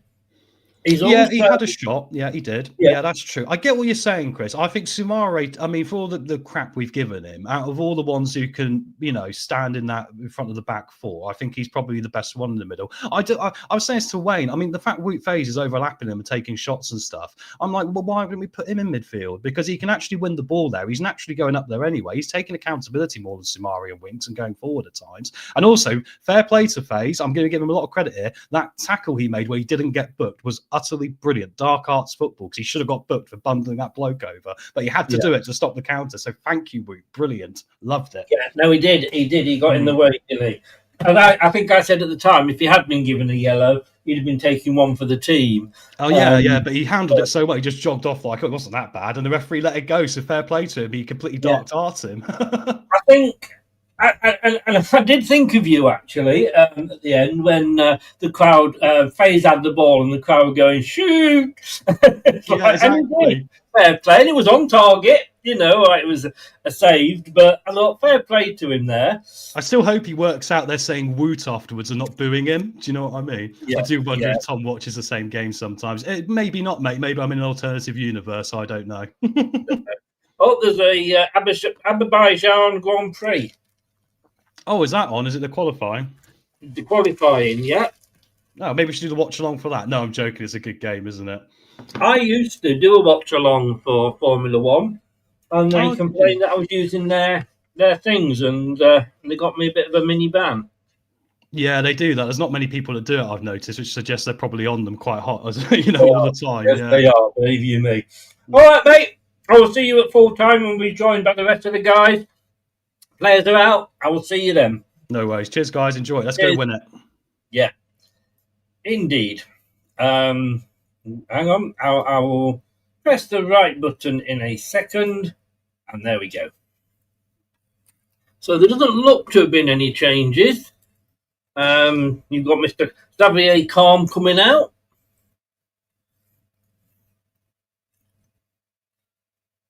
The players are out.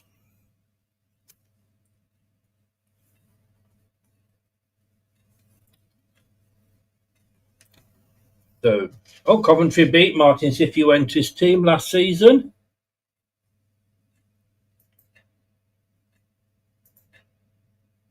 Here we go.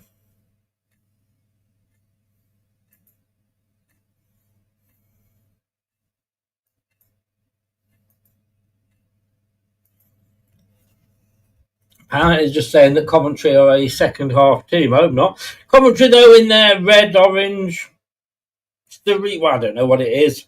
Look at it, blood orange. Kit kicking now from left to right. Leicester kicking towards the Kop. I am absolutely starving.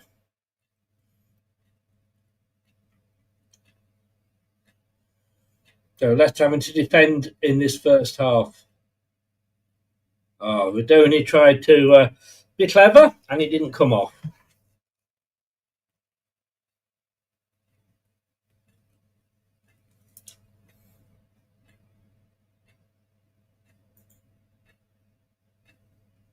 Yeah, so no changes for either side at half time. And I get that. We can be picky, and sometimes I feel like maybe we are a little bit too picky, but that's what we do on these things. You and me both, Gray. You and me both.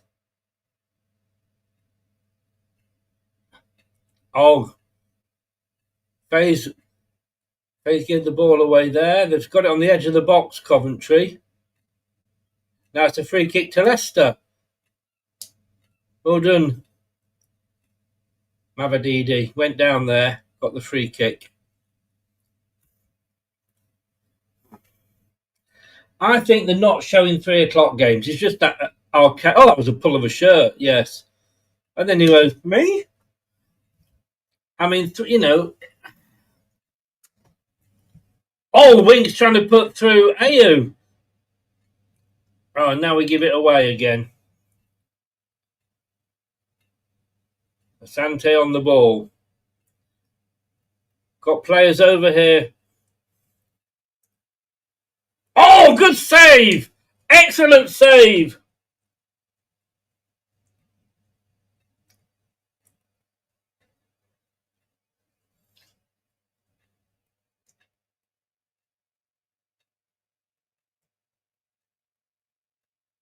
That was an excellent save by Stolarczyk. Probably the first proper save we've seen either team do. Yeah, I mean, I always say, like, if it's a 3 o'clock kickoff and it's on the TV, people that live locally and would go to see it would still go to see it.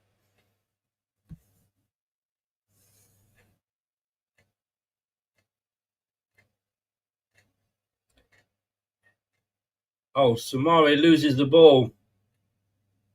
Wink fighting there for the ball. Fatawu on the far side. Support coming up for Leicester now. Mavadidi James trying to link up there. Samare. Leicester showing intent now. Passes it onto the wing to Fatawu. Comes on his inside. And it clips off a player. And didn't go out for a corner.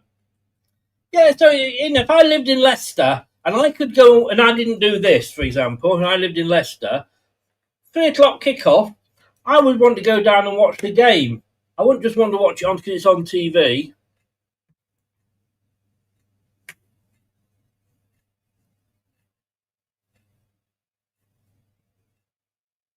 That was a good save from Stolarczyk, and he pushed the ball wide as well.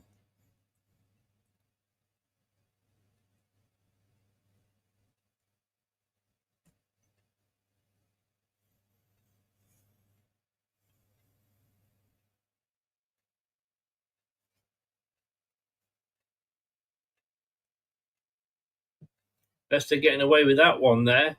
Samari on the ball. Vestergaard.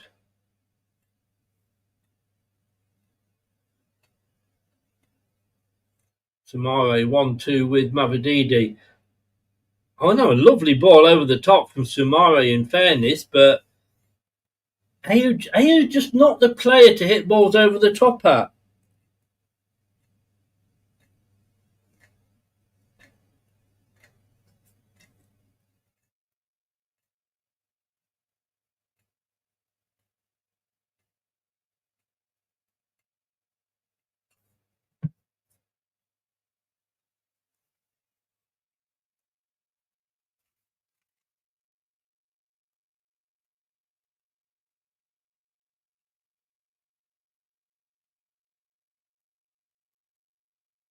Mavadidi cuts it down. It's a corner. He's trying to get his fans going there.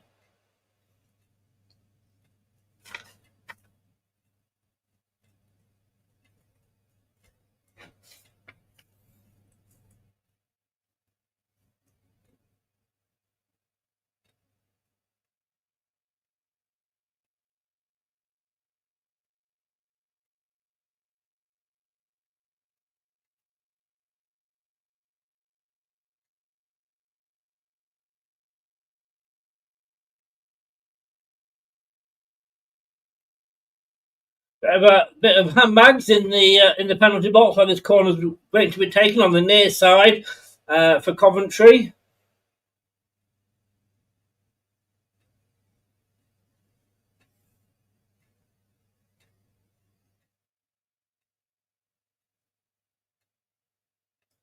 Left-footed corner in.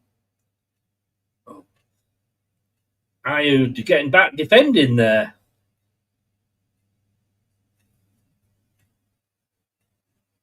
Then it goes over the top from the cross.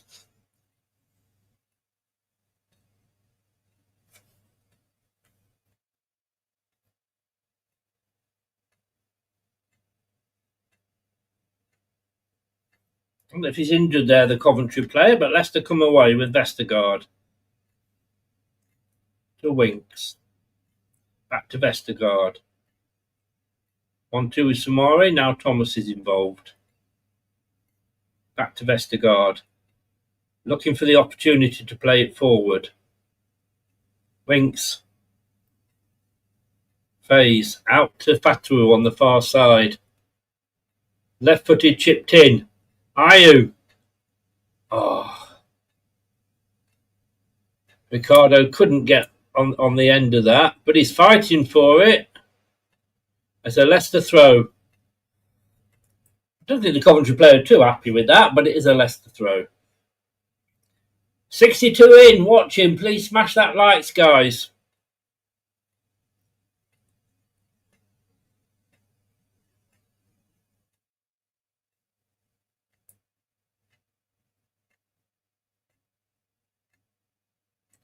Nice play here by Leicester. Ah, Mavadidi's got all the space here on the left. What can he do with it? Absolutely nothing.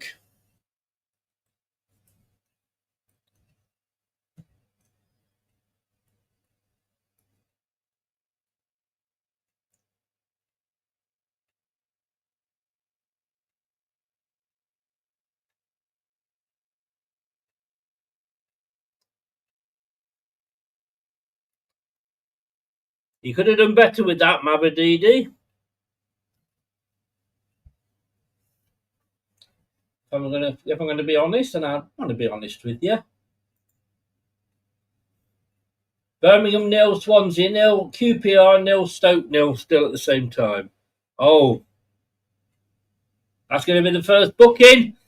Fataru taken down.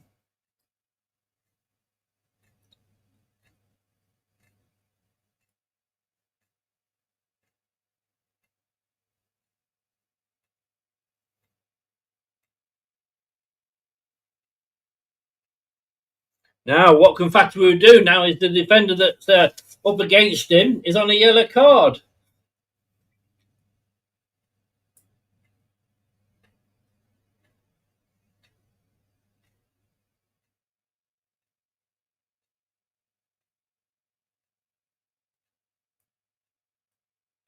So James with the free kick, holding his left hand up.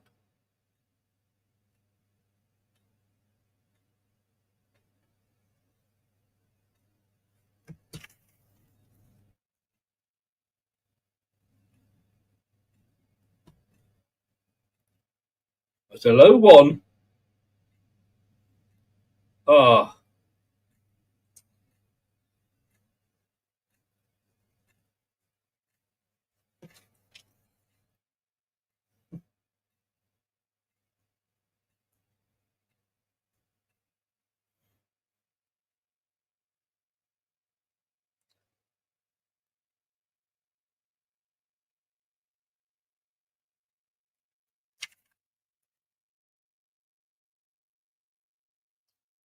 You know we'd got a set piece, coach. I didn't.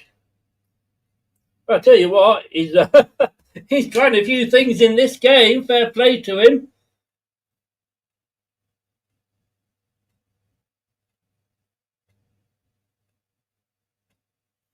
Yeah, it's all about you, Jeff. What time are 3 p.m. kickoffs for you, Jeff? I'm guessing that's going to be 8 p.m.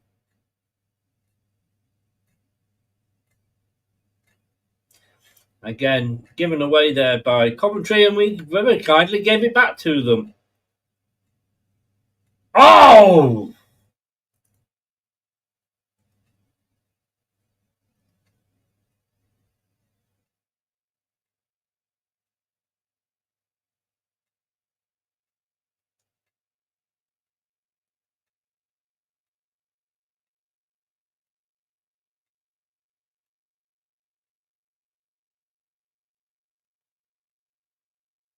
That could have been 1-0, folks.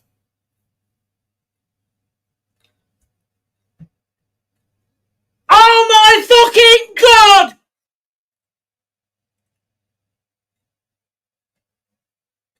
Oh my God, how did he miss that?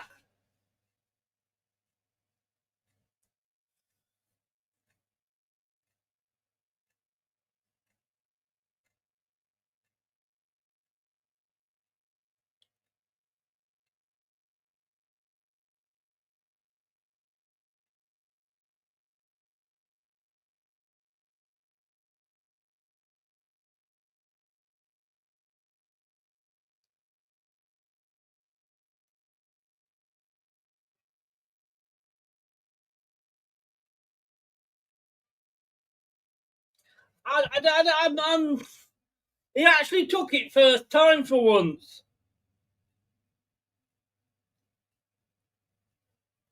He's got to be testing the keeper on that one.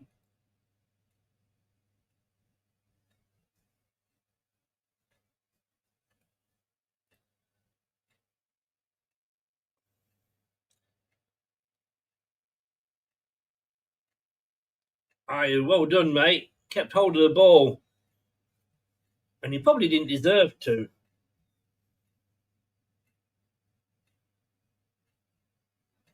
Oh, not too bad then, mate. Not too bad. How did Mavadidi not get that? Winks, Sumare.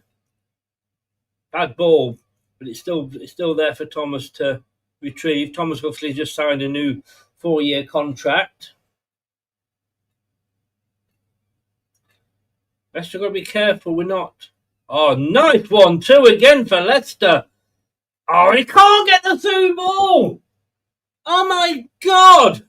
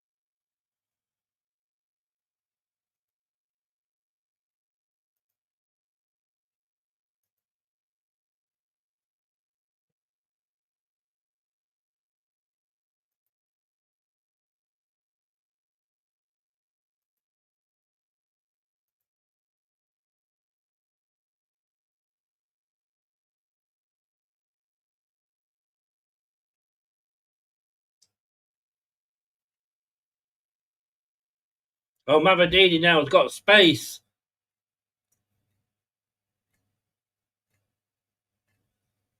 Oh, Mavadidi with an effort. Headed clear.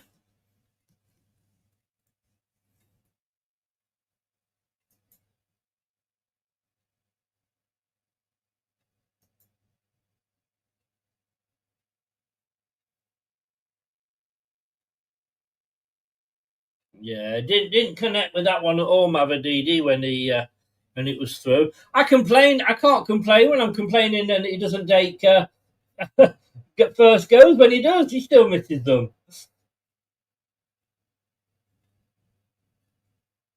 the moment, somehow Coventry are up one place to fifth. We're still in fourth, point behind Bristol City. Oh, Fatawu shot at goal there, but straight at the keeper again.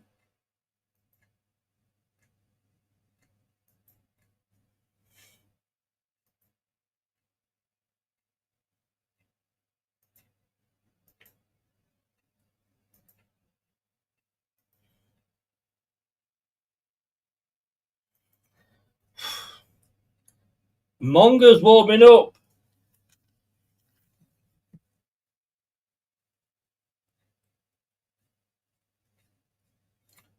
Wayne, Monger's warming up, mate.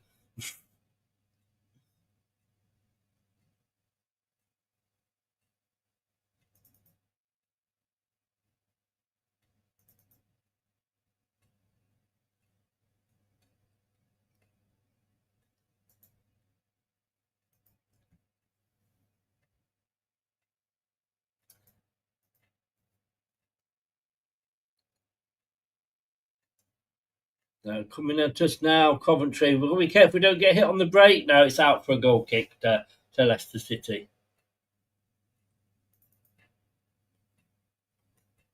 So, substitution on the 62nd minute.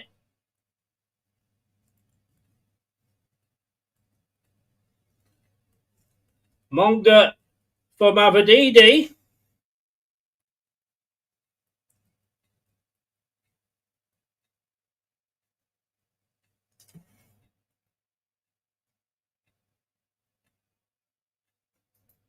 Woodayu has got that. That's what they're saying.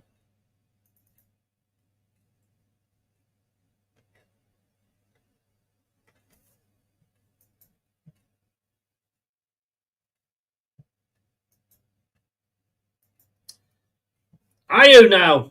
Oh, he played it back into the box, but nobody there for him.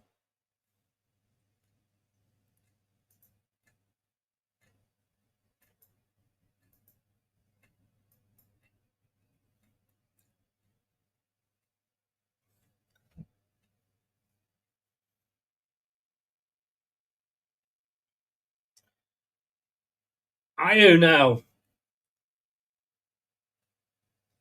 Is it off?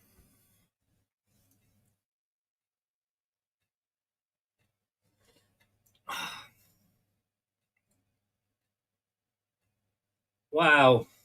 Leicester are really putting the pressure on now.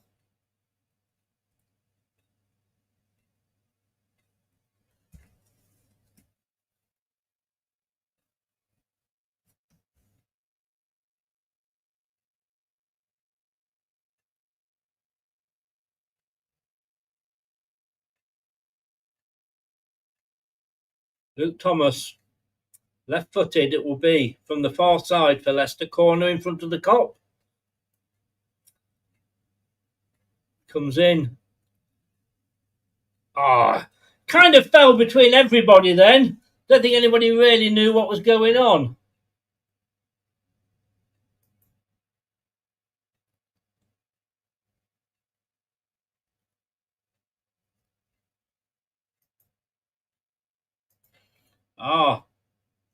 James doing some good defensive work. He's had a good first sort of start.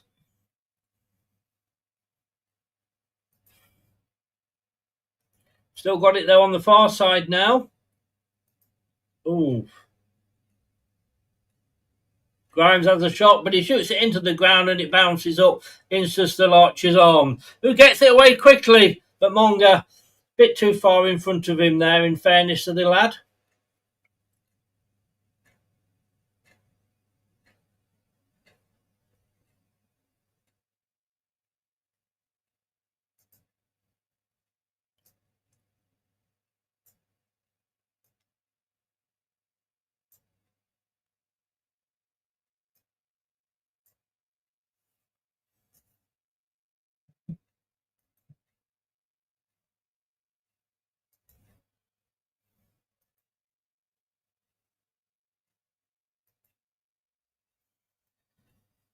So, Leicester. Tomorrow on the board, he comes away. Just to Thomas, a little touch. Thomas forward. Monga goes off on one of his runs. Inside. James, good ball across to Fatu on the far side. James! Oh!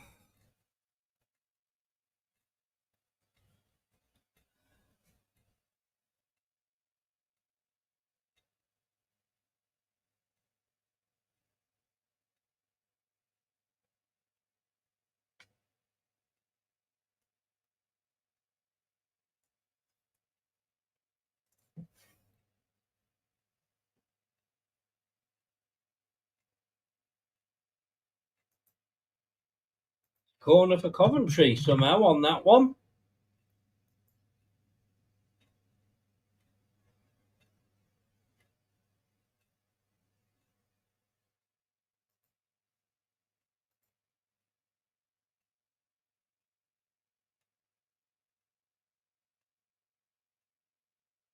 It's a corner to Coventry. We are 67 minutes into this game. It could still go either way. One substitute just for Leicester. That's Monga coming on for Mavididi. Corner on the far side.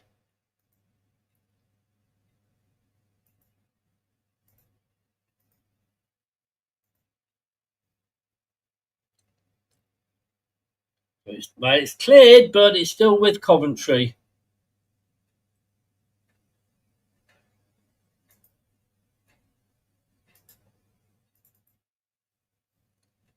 Oh,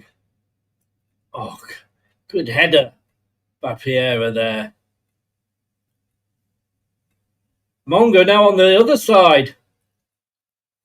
Ayew got the ball under his feet. He had to just sort of step back. Mongo was a bit too hard for Monga.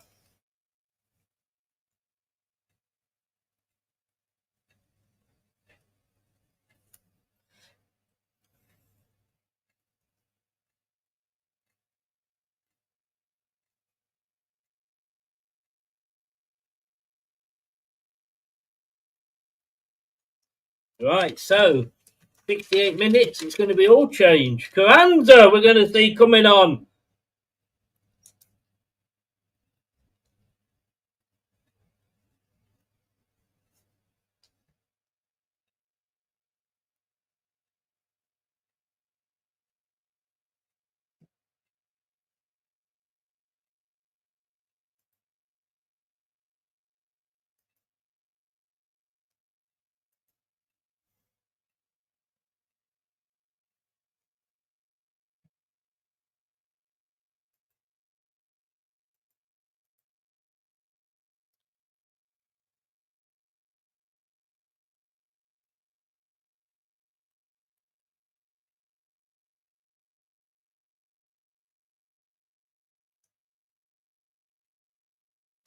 So, it looks like Carranza's on for James. And Hamza is on for Piera. 70 minutes. He's had a good game, Piera.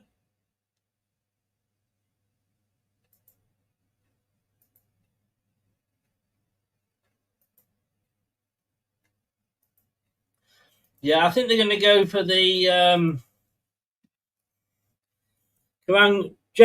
Ayew to drop into the number 10 position behind Carranza. A throw into Leicester.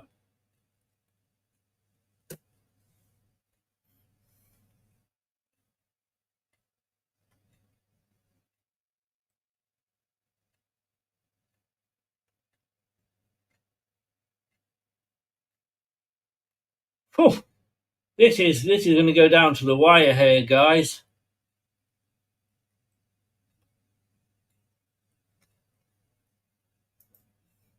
Oh. Carranza's first touch. Got to say, a little bit ring rusty.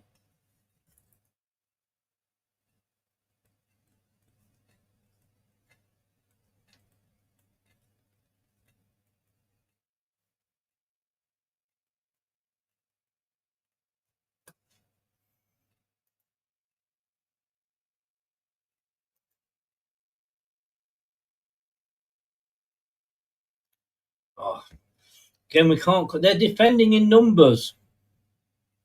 We've got to watch that they don't catch us on the break. Oh, Monga!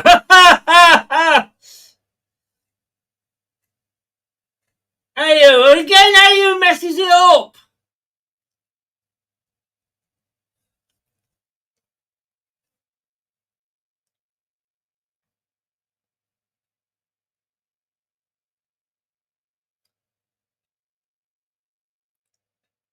And Ayew was the one that messed it up, to be honest with you.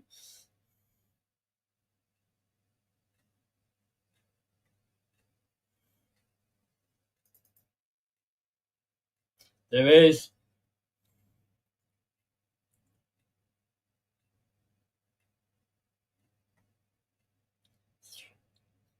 Another corner to Leicester.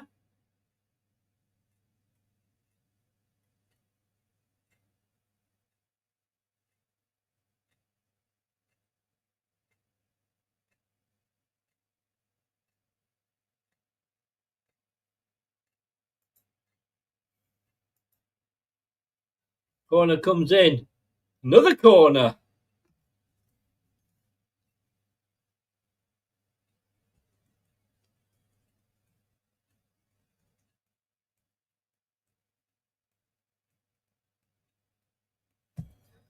And this time it's a short corner.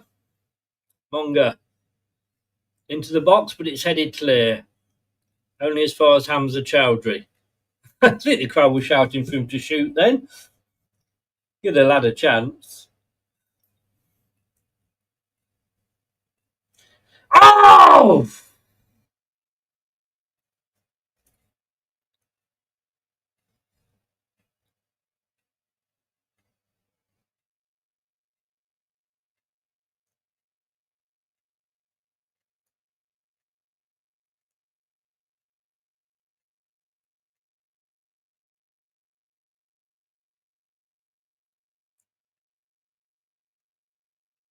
Well, he's got into this match as Carranza.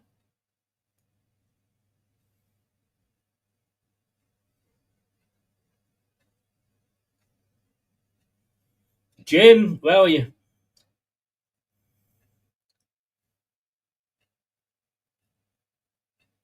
So if those first two minutes or so are anything to go by, get in, my son.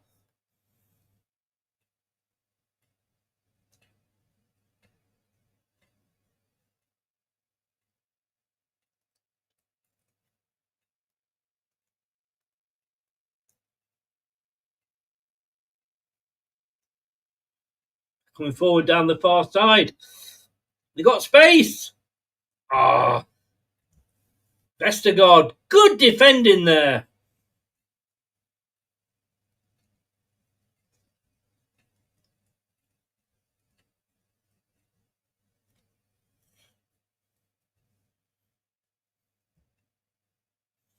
You and me both, Jim. You and me both.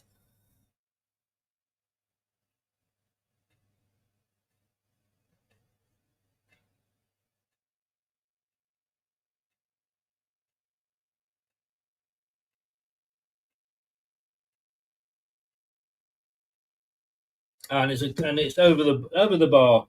Over the bar.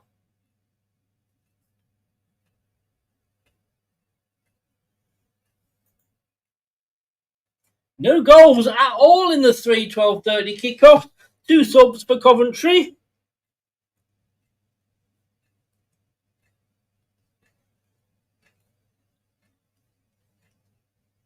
Conservative substitutes, the commentator said.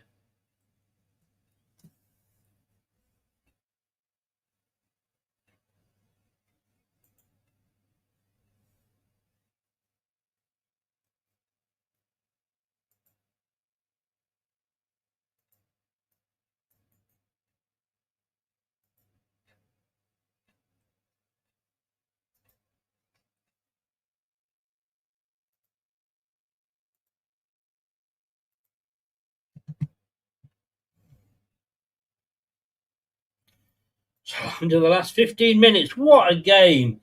What a game. I've got to say, both these teams have served us up a really good game.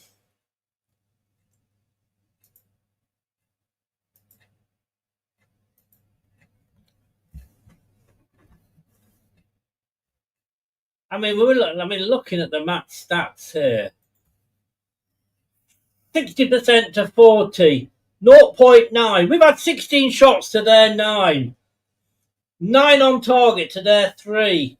23 touches in their box to 22. XG 0.9 to their 0.33. We are the team, but we've got to be careful we're not going to be hit on the break. A lovely one too again. Monga.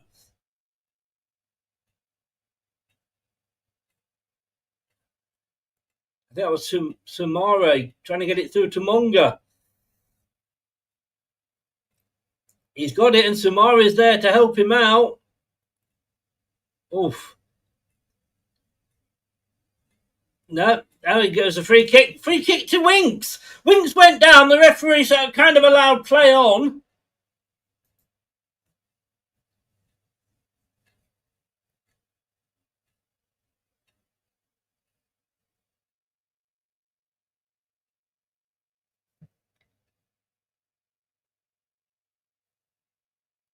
when you come to think, this is 80% the team that Ruud van Nistelrooy had.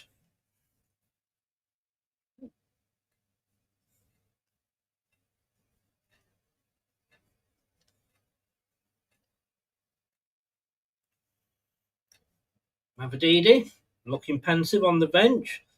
Marty not smiling at the moment.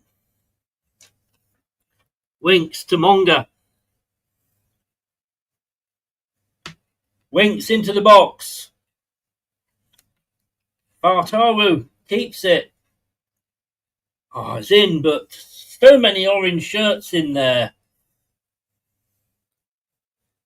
And it's headed clear.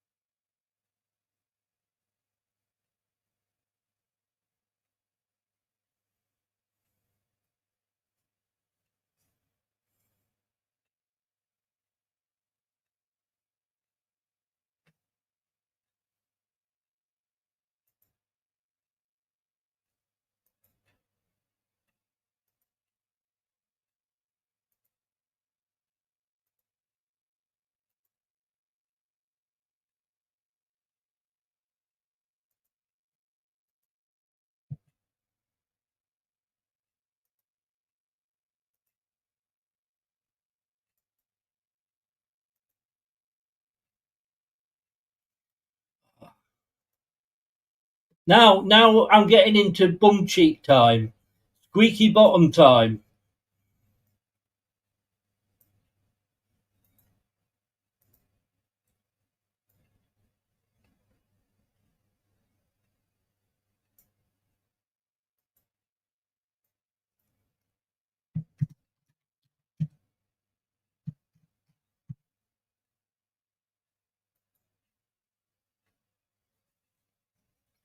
Sorry if anything went a bit iffy there. So Leicester. Samare.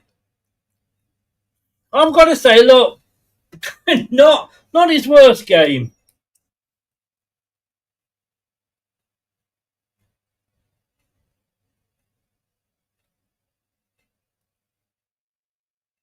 Into the last 10.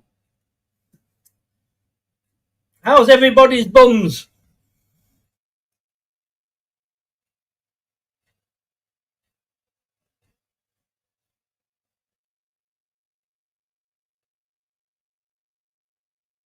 Yeah, they've not lost a game yet, in fairness, Coventry.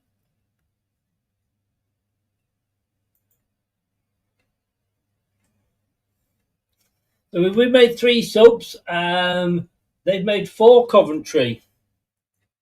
Corner to Leicester on the far side. Fatawu doing well there.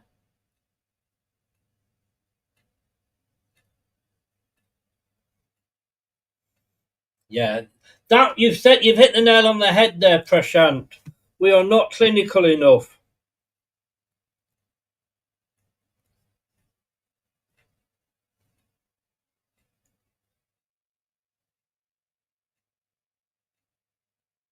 Right. Can we get something from this corner? Luke Thomas, left-footed. It will be coming in.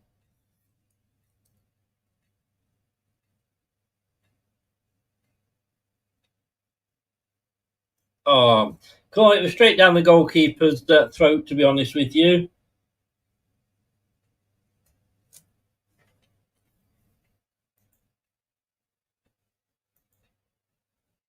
Queen's Park Rangers have gone 1-0 up against Stoke.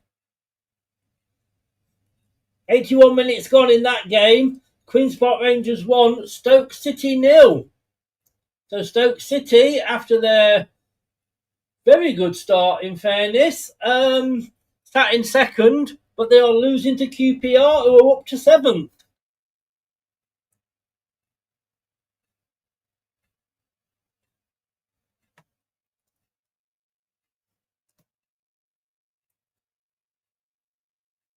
Which means if Bristol City win their game, they could go second. But now Coventry are enjoying a spell of possession. Oh my God!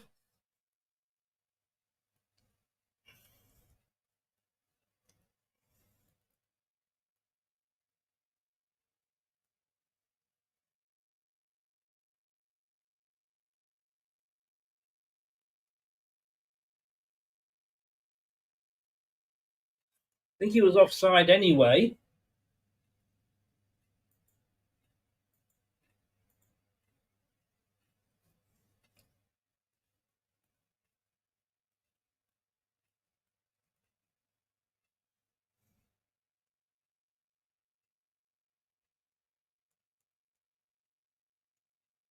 Yeah, Coventry's enjoying possession at the moment.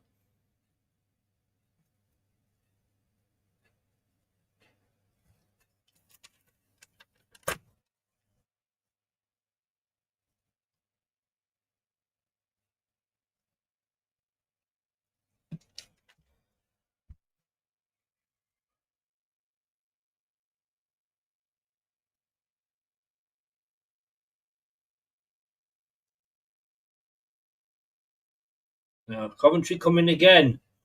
Leicester City going to have to keep the shape, and they're going to have to keep the concentration as well. Yeah, wink slip there, and they still have it, Coventry. Short one to Grimes.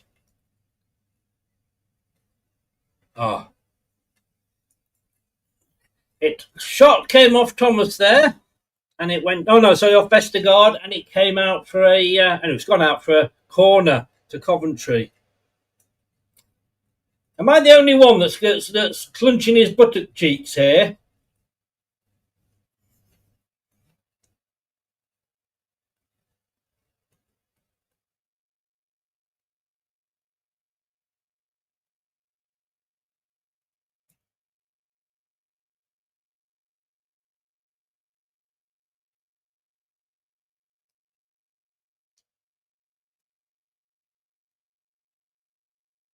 So Wright has gone off,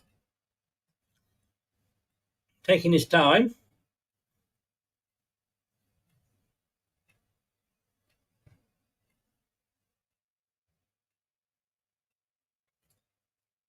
And Sims is on.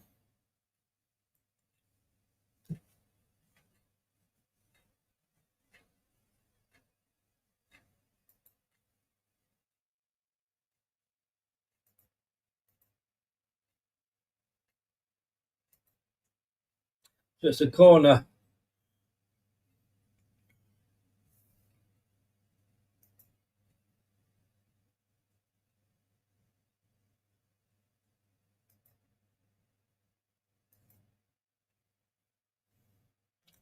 Oh,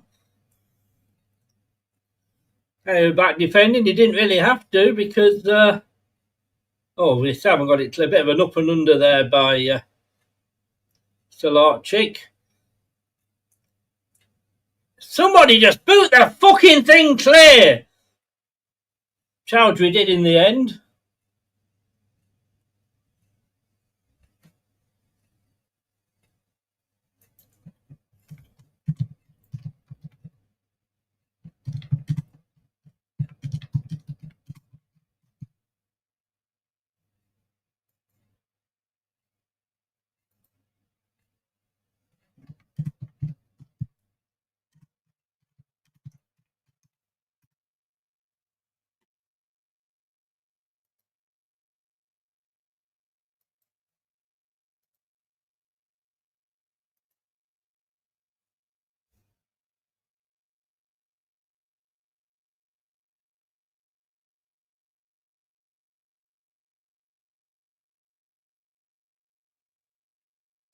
Into the last 4 minutes plus any stoppage time.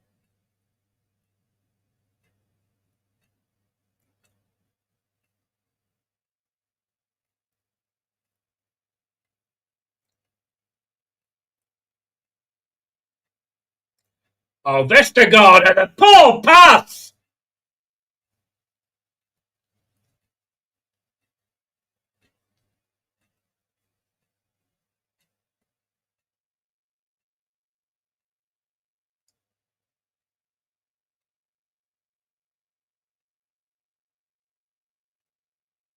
Nearly led to a goal there from Vestergaard. He had another player clear.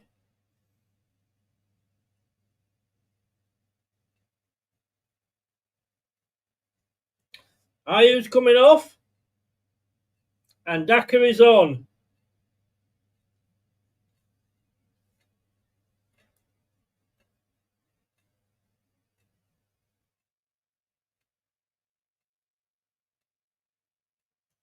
Now, if Daka can come on and score here. Lovely ball that was through to Carranza. And it's offside for Monga. What a shame.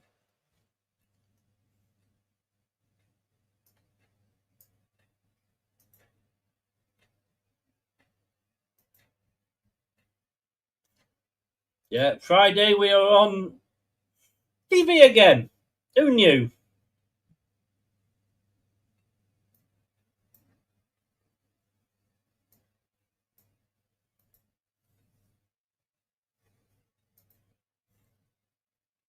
Chowdhury goes back to Stolarczyk.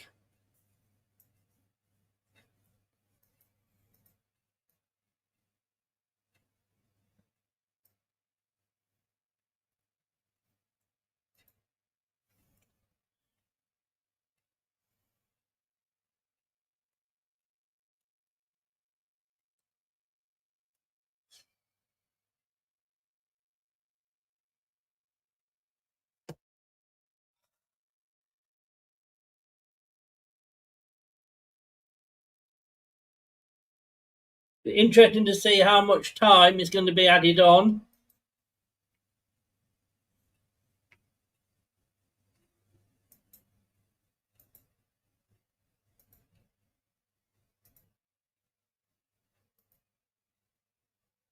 Oh, foul. Well done, Samore.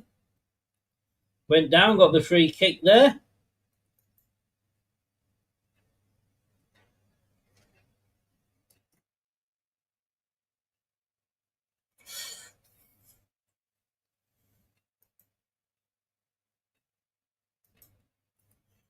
Can Leicester get a last-minute winner? Can Leicester defend for the last few minutes? Monga gets it. Lovely ball to Monga.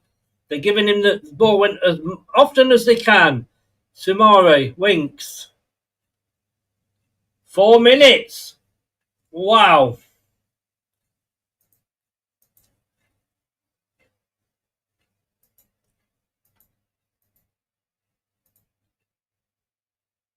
Corner there from off Daka.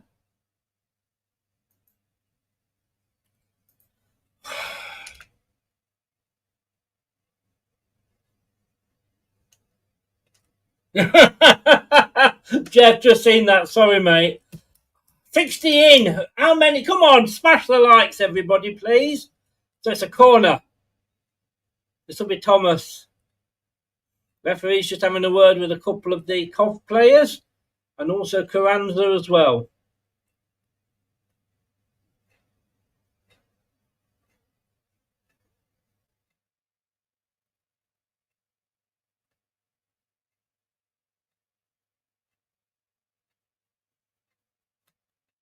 Vestergaard, as I was listening in, they said, you don't tell Lurch to leave.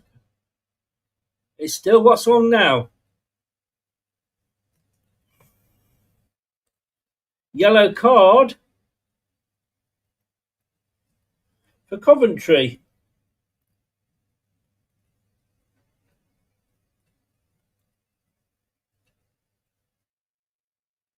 Not a good corner. Running out of paper.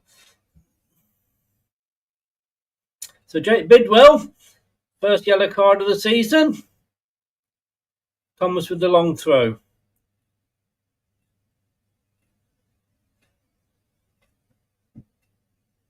Yeah, Faz is up front still. It's a lovely long ball in, but it's headed clear.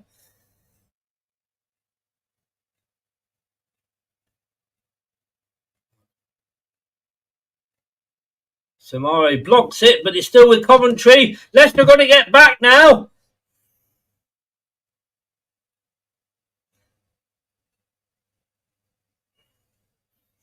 And thankfully, Coventry decided not to go ahead. Have we said that now? Oh. I can let you have a bit here, Gray, if you want. I've got some going spare. Fans are cheering for the ball to be sent upfield.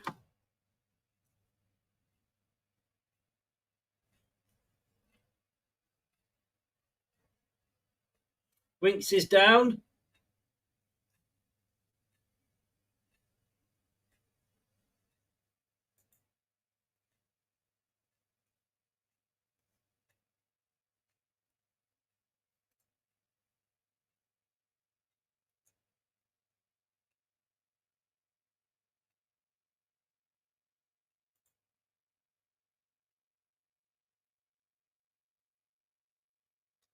That was a free kick to Coventry this time from Monga.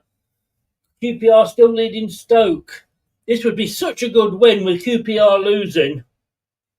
Sorry, with Stoke City losing to QPR.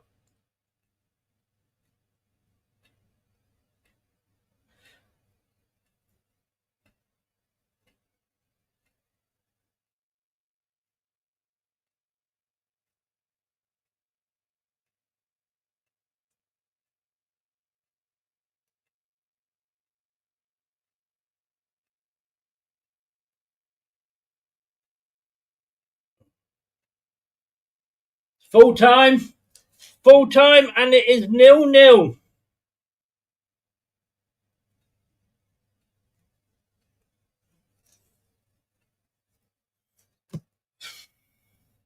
Only Mavididi had put that ball away. 0-0, it's a point, we've not lost.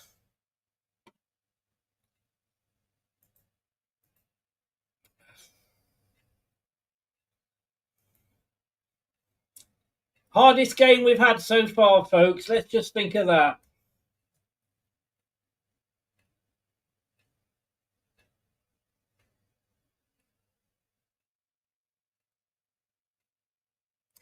Right.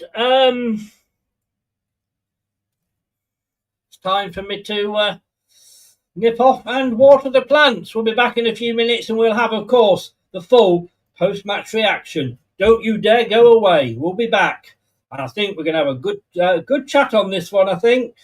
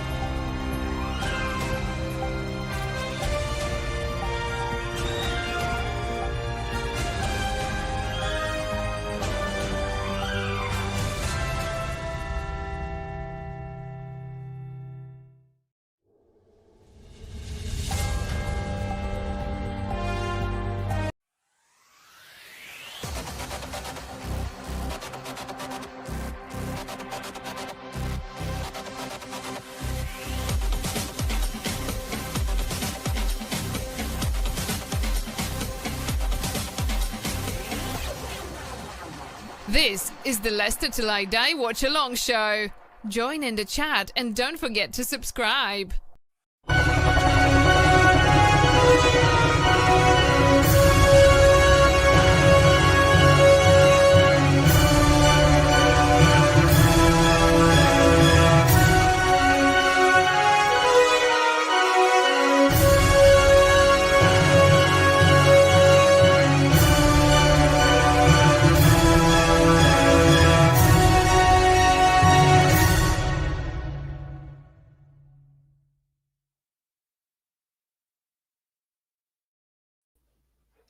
Gentlemen, that's not worked. How are we all doing? Doing well. Yeah, not too bad. 50-50. Frustrated.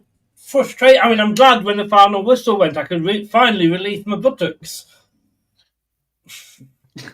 Who's that to me? Sorry, I'll lead it. Yeah, anybody. Yeah, no, mate, you're right. It was getting a bit like it at the end. It was one of those where either team could have nicked it. With how loud the Coventry fans were, I was desperate for us to do it. But lack of quality on the day, unfortunately. We had the chances to win it, but we didn't take them, and that's on us today. Their goalkeeper was probably man of the match of the whole thing, but yeah, a frustrating one not to get it. But it is one of those. I think Prashant put it in the chat a minute ago. You can either be glass half full or glass half empty. But I'm sure when we go into all of this, we're going to pick out specifics here, guys, about what we think was good and bad, right? It is. Welcome along, Wayne. Cheers, mate. All right. You weren't on mute, were you, by any chance, then? Probably. Probably. Welcome along. You went to Scotland and survived. Welcome back. Look, we were so dominant that second half, Jim. I could only see one side winning, and that was us. But there was always that case of, God, what if we get hit on the counter attack? Absolutely. We definitely were the better team down the stretch. There was a point, I'd say about a 4-minute point, where we were in their box. We were just attacking. And I said to the boys on the chat, I said, we're going to score here. I really felt that we were the better team. But to your point, we were scared to death that they were having one counter and then we would be down 1-0. So, that's what these tough games are like, and they certainly played tough. Yeah, I know. Oh, Wayne's back. Wayne, I was worried about the Birmingham game, and we kind of came through that. This has been, out of all the games that we've played, this was the one. Oh, is there some noise going on somewhere? Sorry, yeah, somebody's just dropped a pot, Chris. Kick him out. I think that's Mavadidi trying to have his post-match drink. He dropped it. Yeah. Yes, yeah, we'll come on to that, believe you me. QPR have beaten Stoke, by the way, so Stoke that were in second. Not having such a good run of it at the moment. But no, look, right, Wayne's gone again. He's there. I forgot what I was going to say now. Yeah, this was the team, that since the start of the season, this is the team. Oh, hang on, I'm just going to impersonate Jim here. Oh, come on. It's the laptop. It's the laptop. But since kickoff, Birmingham have beaten Swansea. Ooh. Very late goal. And Stoke lost to QPR. Yeah. That's good for us, Stoke losing. That is good for us.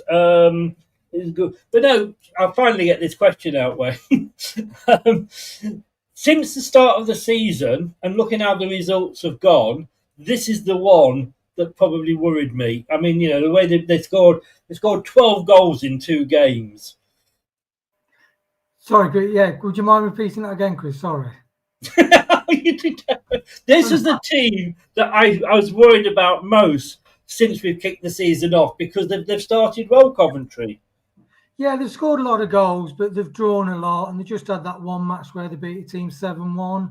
So I think it's a bit of the goal difference is a bit of a false thing. But they had the 5-3 as well, of course. Yeah, but It was a good test, probably the best team we've played. But I'd say this is the game I'm most disappointed so far this season, because if we had a bit of higher quality, we could have finished this. This was finishable game. We could have beat these. We were in the full flow, as Jim said, and we just didn't take the opportunities, or some of the passing forward was, we just lack that connection in the final third to make that breakthrough. But it's the most disappointed I've been in all our pre-season, all season so far, because we could and should have won it. Well, I wasn't expecting that. I'm looking forward to your team performance rating at the end. We know what Tom's going to give. It'll be a 5. But Tom, would you agree with that? I would a bit. I mean, I think there is a part of it, like I said, it's a glass half full, glass half empty conversation, this, isn't it? Because the thing is, there was a few new players in there today, like James, for example, starting. We put Ricky back in at right back instead of Hamza, and obviously FaZe went back in. And I think, when you do that after last week, I think there is going to be that little bit of trying to feel out how that's going to play out. But yeah, I would say it's the game I'm most disappointed with, because I kind of feel like Coventry will feel like they've come out of winners of this, really. And that's kind of what makes it worse, especially with the rivalry. And like you say, there was a period there in the second half in particular where we were well on top. And if you get one there, I think you can get a second one there. And I think then you probably put the game to bed and it's all well and done. But I will say, I don't put this on Marty. I think Marty's individual instructions at half time to some of the players made a difference. We were talking about it at half time. Sumari pushed on a bit more, didn't he, second half for one. So I think once again, we're in the right hands here. But it's one of those days where we're a little bit more disappointed. This is one of those games you look back at the end of the season and go, well, is it a point we gained here, or is it a point, 2 points we lost? Depending on where we finish, we'll judge it better then, probably. Let me ask you this, Jim, then, because I don't agree with either of those. I think it was a really good performance because, we've kept another clean sheet. We have now, in 6 league games, kept more clean sheets than Ruud van Nistelrooy did in 34-odd clean sheets. We never looked in trouble, and we'll obviously look at the stats later. Yes, one individual error, which again we'll come on to, could have put the game away. But it's still only his 8th game in charge. No, and here we are. We drew a team, like you said, that had been scoring. And we're sounding down because we didn't win. Now, granted, we should have. We had moments we should have. We were at home, we should have. However, we got the point, and I know we say it each week, we have something for Marty to work with, the team, and he can put right up in front of him. Look, you should have won. You should have done this. Yeah. You did well. I thought our back line played extremely well. And I thought, they did not have – they had 2 really good chances with Haji Wright in the second half. But otherwise, I think Marty can pick a lot of good things out of – I know he did. It was just wait for your man of the match. I think that Marty has a lot of things to work with. And once again, he's working with it on a draw, like last week, on a draw. Now, last week's draw was more positive and more exciting because we came back, certainly with a man down. But all in all, 8th game in charge, or whatever you said, I think it's something to work with. We gained a point, should have probably got 2 more, but I don't think it's gloom and doom. I think we got things to work with. 100% have we got things to work with. The team that Marty has inherited is 80% Wayne what Ruud had. I know Ruud's your big hero and you had his, book and everything, but I think I've got to be honest here and say, 80% of the team is Ruud's team. But you would never have seen this performance from a Ruud team. And, we've got to say, baby steps. It is baby steps. And one thing I must say is wiping your bum with a book pages is not a good thing. I'm glad I've used it all up now because I've gone back to toilet paper.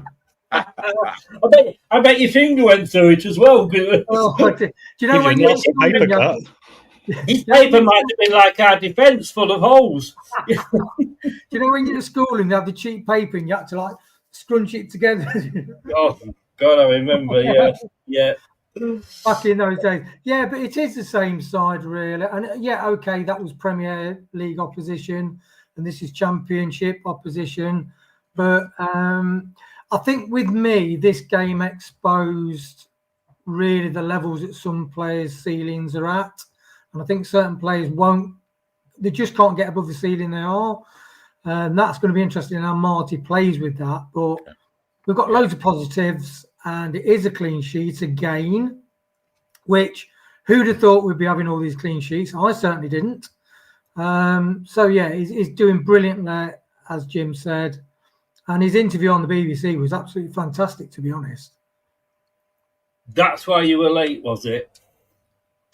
I'd got my brother here and we entertained with steak and chips and everything. So, yeah. All I'm going to say is, tell us about it. What did he say in his post-match? Oh, sorry, not the post-match, on the BBC interview. No, that Owen did. Oh, right, sorry. He sat down with Owen and Matt Pipes, and that was a brilliant. I think Kate and other people asked a question. That was to get a manager to sit down and do that. Not only that, he didn't do stock answers. He really went into the detail, listened to the questions properly, and really gave them a lot of insight onto how the buying process works, how the scouting, everything. Just an amazing interview, yeah. So, Wayne, what we really want to know, what did your brother Brian think?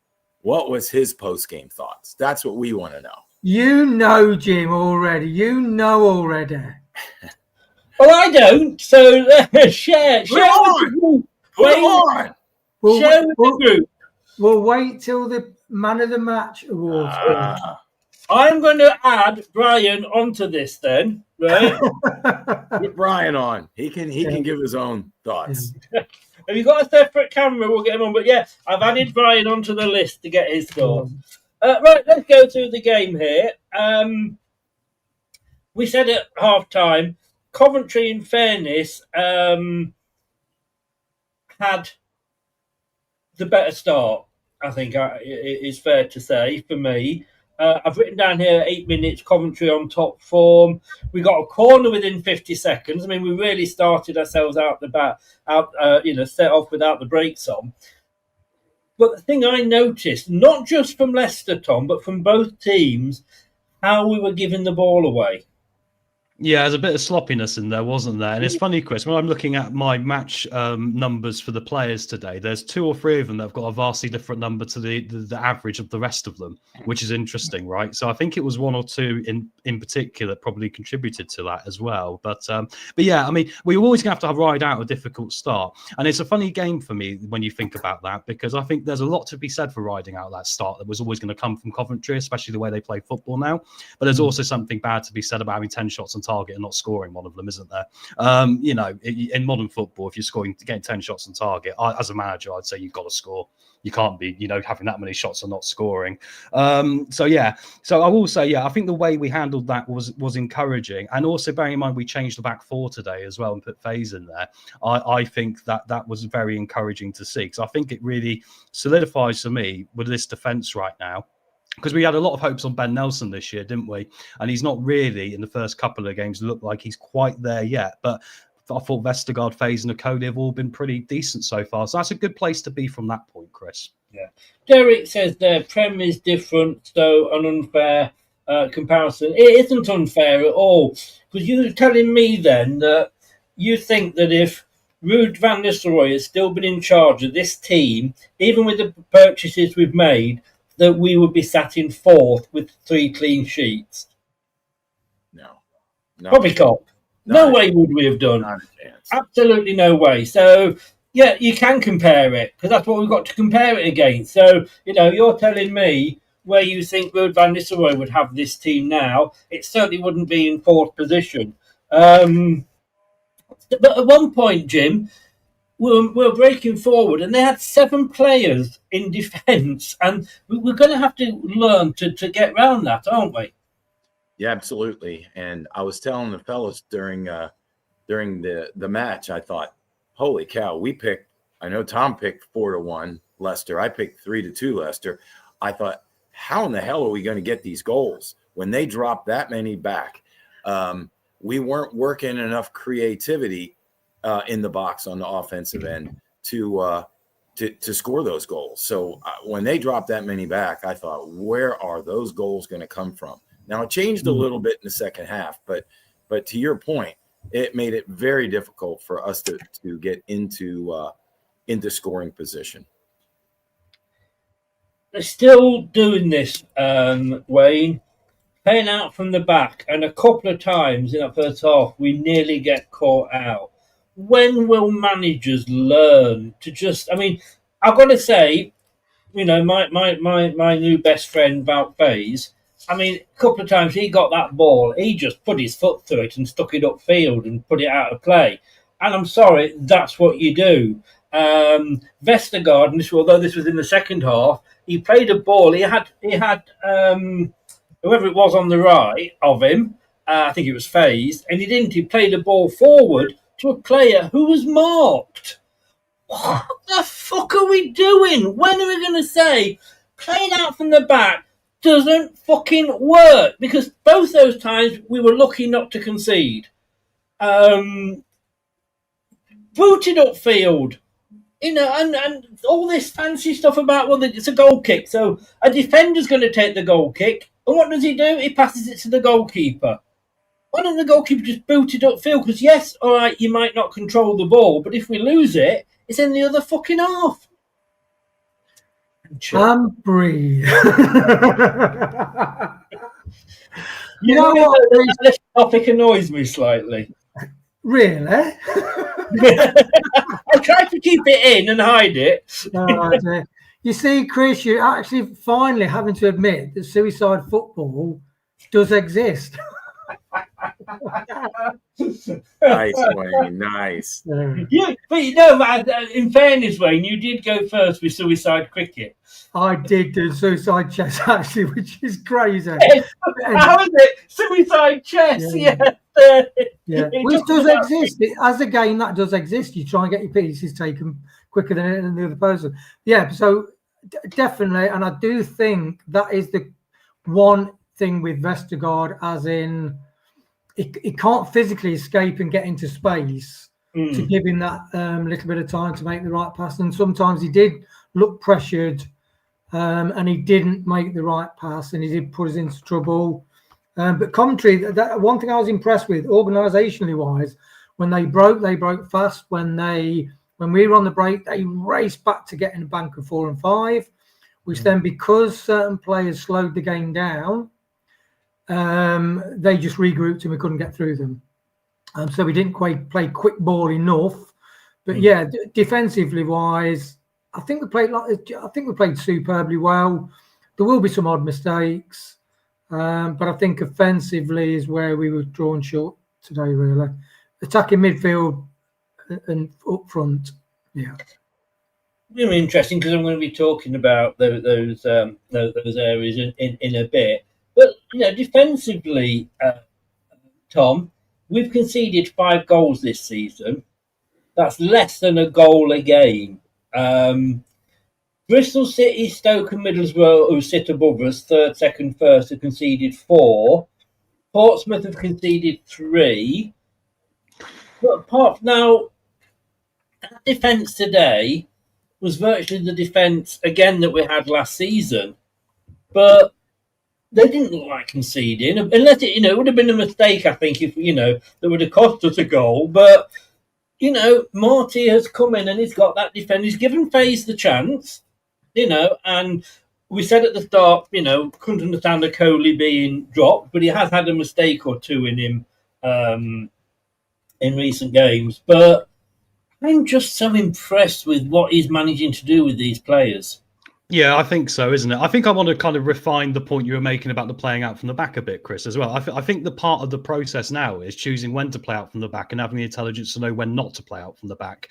Towards the end there, where Hamza, where he was trying to play it around the back, silly, get rid of it at that point because we were far too deep. We were literally right back on the line, right? So I think that's part of the process, isn't it? I think, Coventry, let's be frank, we don't want to give them too many props because I feel a bit sick doing it, but they're going to be a top 6 team this year, really, aren't they? The way they press, the way they do that, they're going to be one of the top teams we're going to face who could break down and make us have a mistake at the back. I think the majority of other teams in the Championship playing like this and playing out from the back, I don't see a problem with it as long as we're making sure we're intelligent enough to know when just to hoof it into touch. And like you say, Vestergaard and Faze both today chose moments where they could have probably gone for the longer pass, but I believe Marty's probably telling him to try and do the slow plowing, the short passing game a bit more right now, which I kind of get as well. So it's a feeling out process, but like you say, to only concede 5 goals so far, I think is a credit to the situation as well. Indeed, and look, like Jim, like Tom said, we don't want to give Coventry too much credit, but they are going to be a good team this season. We joke about Frank Lampard and Brad can't make it, but if he did, he hates ex-players getting managers' jobs. But out of all of those, so there's like the Gerrards, the Rooneys, whatever, Frank is the best of the bunch. And although I was surprised to hear some Coventry fans still not completely enamored with him, I think he's doing a good job at Coventry, and I think they're going to be in the. I predict them to be in the playoffs, and I think they will be. No, I agree, and I think you have to give credit where credit's due. I mean, I'm not going to pile a lot on Coventry, but I thought he had them prepared. I thought they played back when they needed to. I thought they had chances. It seemed like we were getting more shots on target for a while when they hadn't. At one point, we had 3 or 4. They had 1. But I think as a whole, they played solid. Now, I did look ahead. We play them again at their place in January. I think we'll be a different team by then. We'll be more offensive. We'll put the ball in the goal more. We need to. But they'll improve as well. So to your point, they're going to be up there in the top near the end, but it'll be a nice follow-up match when we see them again, because I think both teams will improve on where they are now. Yes, indeed.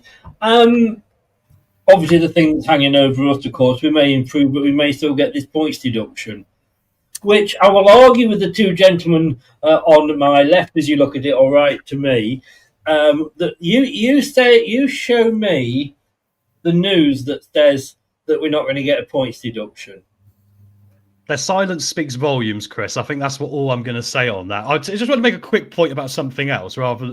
What? Just to follow what Jim quickly said there. Coventry are probably going to make the playoffs. And imagine if this was the playoff first leg today. How stressful of a game would this have been for us? And this could be what we face. So this is part of why I'm slightly towards glass half empty at some places today, because we got to learn from this, and this is probably going to be a playoff, level opponent, right? And if we're going to end up in the playoffs potentially, which is a very high possibility, we need to find a way to keep, learning from these, like Jim said. But luckily, it's with Marty in charge, right? It is, but like I've always said, it's still a jobbing process for Marty. It's still early days, but I've got to say, I know it was 0-0, but it was the referee let the game flow, Wayne. There was only 1-2 bookings maybe, and we didn't get one at all this game. So I'm gone from a red card to no bookings. I thought he handled the game well, knew when to sort of give the advantage and when not to. And it was 2 teams going for it. Yeah, I think it was quite a stalemate the first half, but then as the game opened up, it became a really good, entertaining game, and the game had a real fast flow, and I think that's when we really got on top. Just one thing with regards to what the lad says in that interview, Marty says, he said, "Look, if the players, I want the players to be brave with the ball and show personality, and if they lose it, that is on me because I'm asking them to play this way. So I'm saying don't get rid of try and keep the ball and use the ball in a productive attacking way. And when we were on top and like Mavididi got the chance, I thought we were going to actually win the game. I was confident we were going to get a victory there. And then eventually I think the game went a bit further flat. But it was a great, especially the second half, it was a great entertaining game to watch, to be honest. It was. And I've got to say, nobody went for a 0-0. The three people went for a draw. I'm just looking to see what you went for, Wayne. You went 3-1. Yeah. Oh, hang on a second. We've got the ever delectable and the ever lovely Kate. So let me bring her in. Kate, wow, what a game. You can't say that was boring at all, can you? No, it was brilliant. It was so encouraging, and I can't even remember when our last 0-0 was, to be honest. No. But yeah, it was really enjoyable. It's tense, wasn't it? Really tense. Yeah, I'll say I was glad when the final whistle went to be able to release me butt cheeks, to be honest with you. They were drenched so much in that last 25 minutes. But, it was good to be able to just go, phew. I mean, coming out of that, is there more positives than negatives? Yeah, I think so. Coventry are flying, aren't they? They're doing really well, and I think, there was some good play in there. Second half in particular, Winks moved a bit further forward, didn't he? So he was really pulling the strings, and then they made a substitute that basically sat on Winks. I don't know if you noticed that on TV, but he just sat on Winks for the last 15 minutes and made it difficult. Like Lampard did some good tactics there. But yeah, there was loads of positives. Obviously, Monga came on and did some of his super skills. We didn't quite create enough, but Carranza came on and looked good. Some of his movement was really encouraging to see. It was a good, hard-fought point, really. But that's all I've got to say, really. But yeah, it was exciting to watch. Yeah, we both wanted Ricardo back. We got our wish. Yeah. I thought he did well. Hope he came off. I don't think he's injured, but you never know with Ricardo. Both of us said yes, put James in the defensive midfield role. You picked Skip, but yeah, it's Skip that was dropped. Yeah, I know. But, you've got to feel harsh for Skip, really, because I just don't think Samare's at it, quite frankly. I feel like he's so static. He can't turn. He's got the turning circle of a bus. And when he gets going, though, he's quite a nimble player. But, yeah, he telegraphs it quite a lot, doesn't he, where he's going to pass it all the time, and he can really slow things down. But JJ was in it the first 20 and then didn't quite get into it a bit after that. But yeah, he's still got some good qualities about him. He can move about the pitch really well, and it's his first full game, wasn't it? So I'm sure he'll get picked again next week. Oh, and well, there's no Ramsey, is there? I was surprised to see Samari. I mean, I think I'm on my own with the whole of this game here, because I thought Samari actually had not too bad a game. I thought he was nothing spectacular, but no risks in there. Yes, he gave the ball away once, possibly twice, but then, a lot of players were doing that on both sides. But I didn't think Samari was that bad today. No, he wasn't that bad. It was just, I feel like he did stop a lot of the progressive play. Like, Winks is constantly looking to turn, so's JJ. And Samare he needs literally the whole of the pitch space to turn. He's got the turning circle of a bus. So he's just not as forward thinking, and I think he only thinks one pass ahead. So he's very stop-start, and he's very, he telegraphs everything, and just a bit one-dimensional. And I suppose when you see Winks next to him, who's the complete opposite in terms of his style, you realise that Samari is just always left wanting a bit, really. But it'll probably be, it will be Winks and JJ and then Ramsey when he comes back. So I don't know, we'll just have to see. But yeah, he wasn't horrendous. I just felt like in that middle there, when there was some progressive play to be had, he didn't take the risk. And it was a bit frustrating, a bit sideways and backwards. Two surprises in there, although one that you wanted, Winks came in. And FaZe came in as well, and we said at the start, and you said in your video that will their heads be in the right place? And I think they were, to be honest with you. Yeah, I didn't doubt if Marty wanted him to just sit out a bit more in the cold, just to completely get back on board. We've seen improvements with Winks' headspace, I think, over the last couple of games. Like at Oxford last week, he celebrated like all of us did with the equaliser, and he came over at the end, and yeah, he's obviously thought, you know what, we've turned a corner here, and he's back in the team, because he does just walk into that team. You're breaking up a bit at the moment, so what I'll do is, can I take your performance rating? Yeah, we'll give a 7. 7.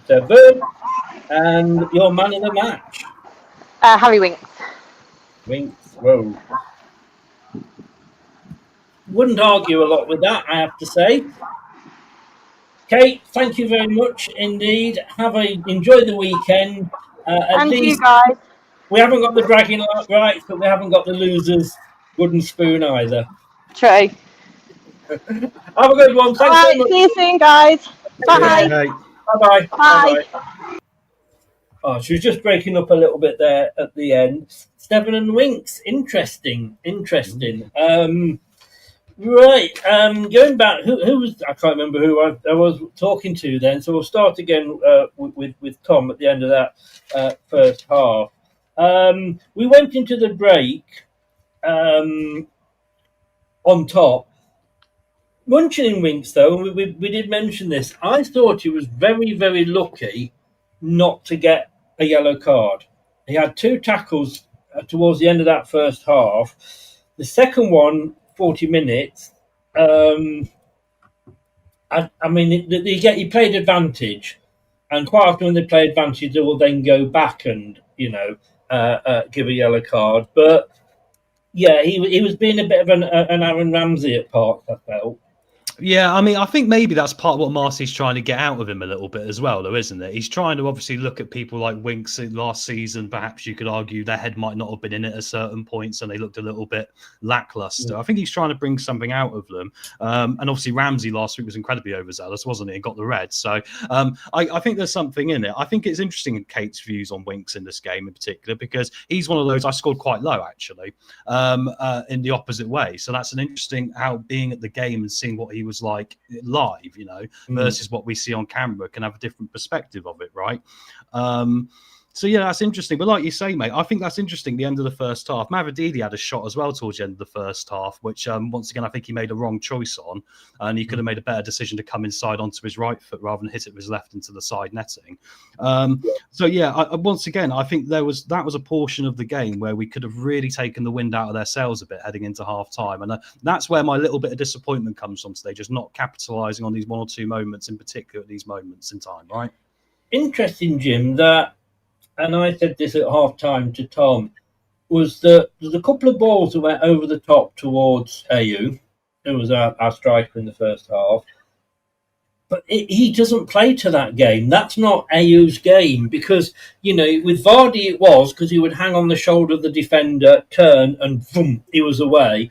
Ayew hasn't got that speed. And that was really shown up, not just in that move, but in quite a few moves today. Well, yeah. To a point. I mean, it depends on what they want to play. If they're going to play that counterattack, long ball, let him run under it, he's not our man. There's no doubt about that.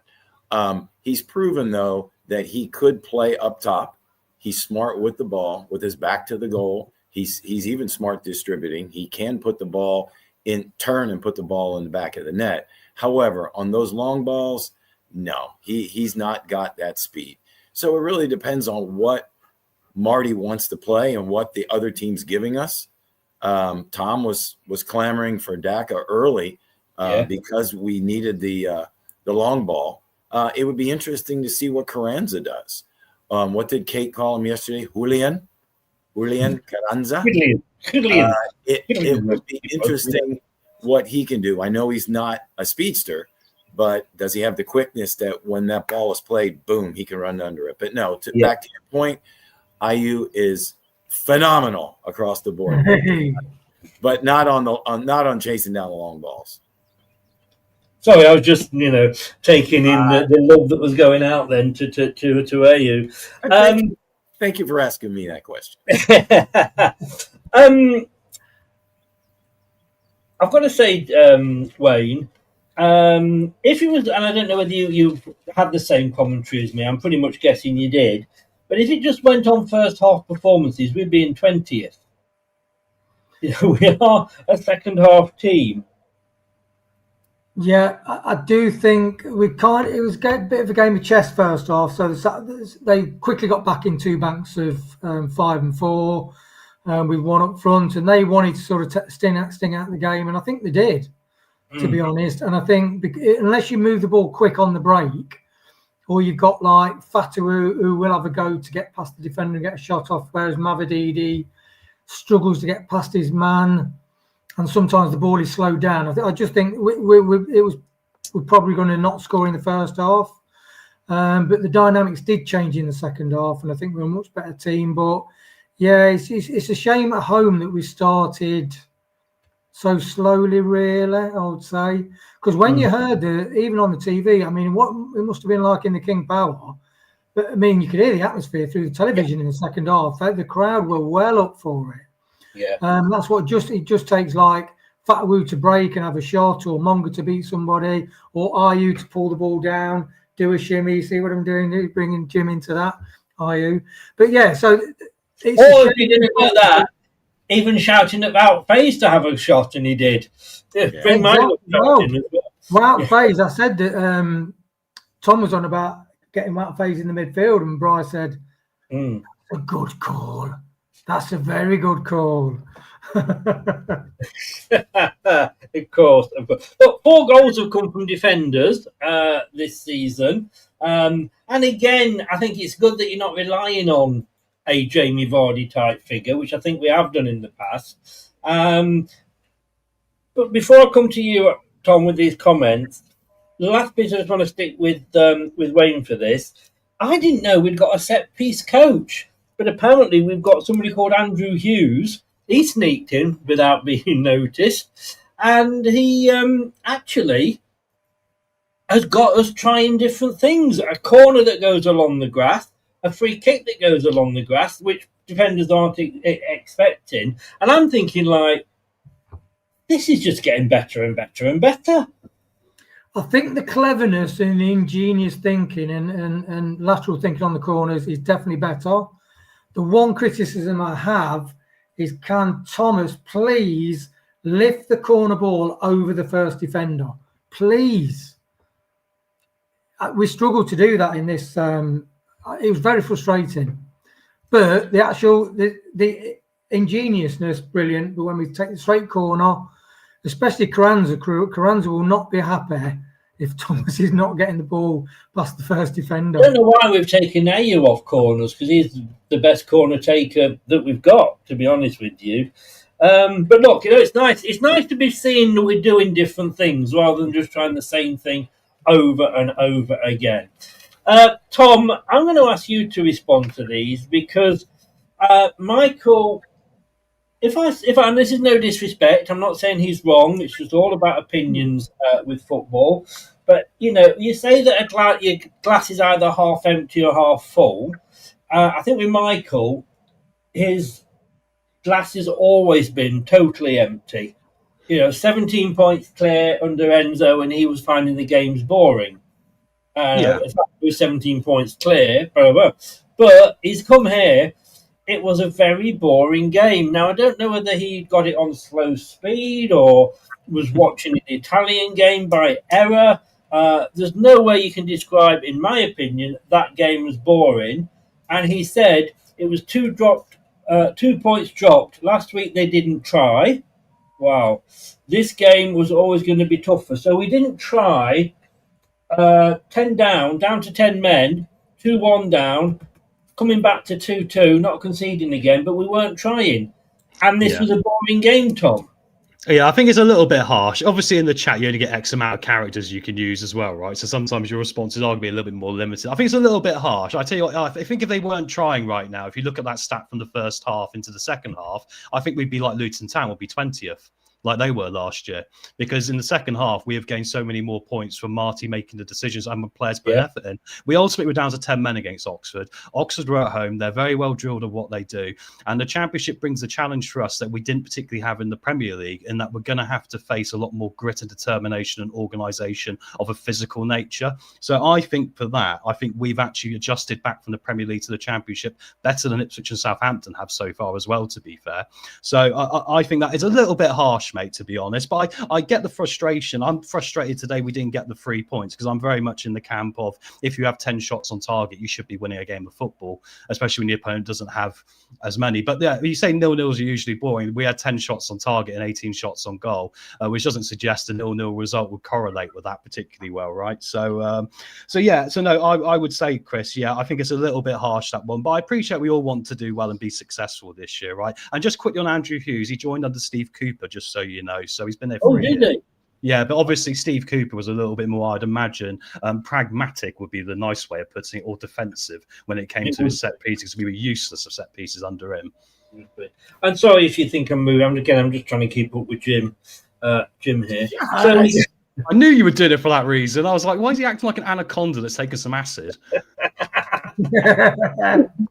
One of those two is right. I'm not saying which one. Jim, second half, no changes at half time. I think that was the right decision. Yeah, I think the way they were playing, it was. I think he already had his plan. Excuse me. After half, he knew he was going to bring certain players in. We knew we were going to see Manga if things didn't change. But I thought, hey, give them a chance to start the second half, and then he can evaluate. Once again, we're dealing with a manager who can make decisions mid-game, which is terrific. So I think he's patient with what he saw, but he wanted to see if anything else would develop and how Coventry approached the second half before he used up his subs.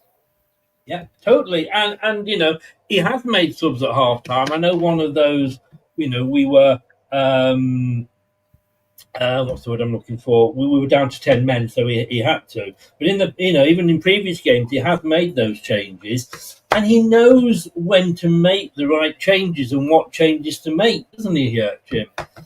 Absolutely. And we love seeing that. We love seeing someone who is in the game, not just standing like a statue on the sideline like Rude did last year.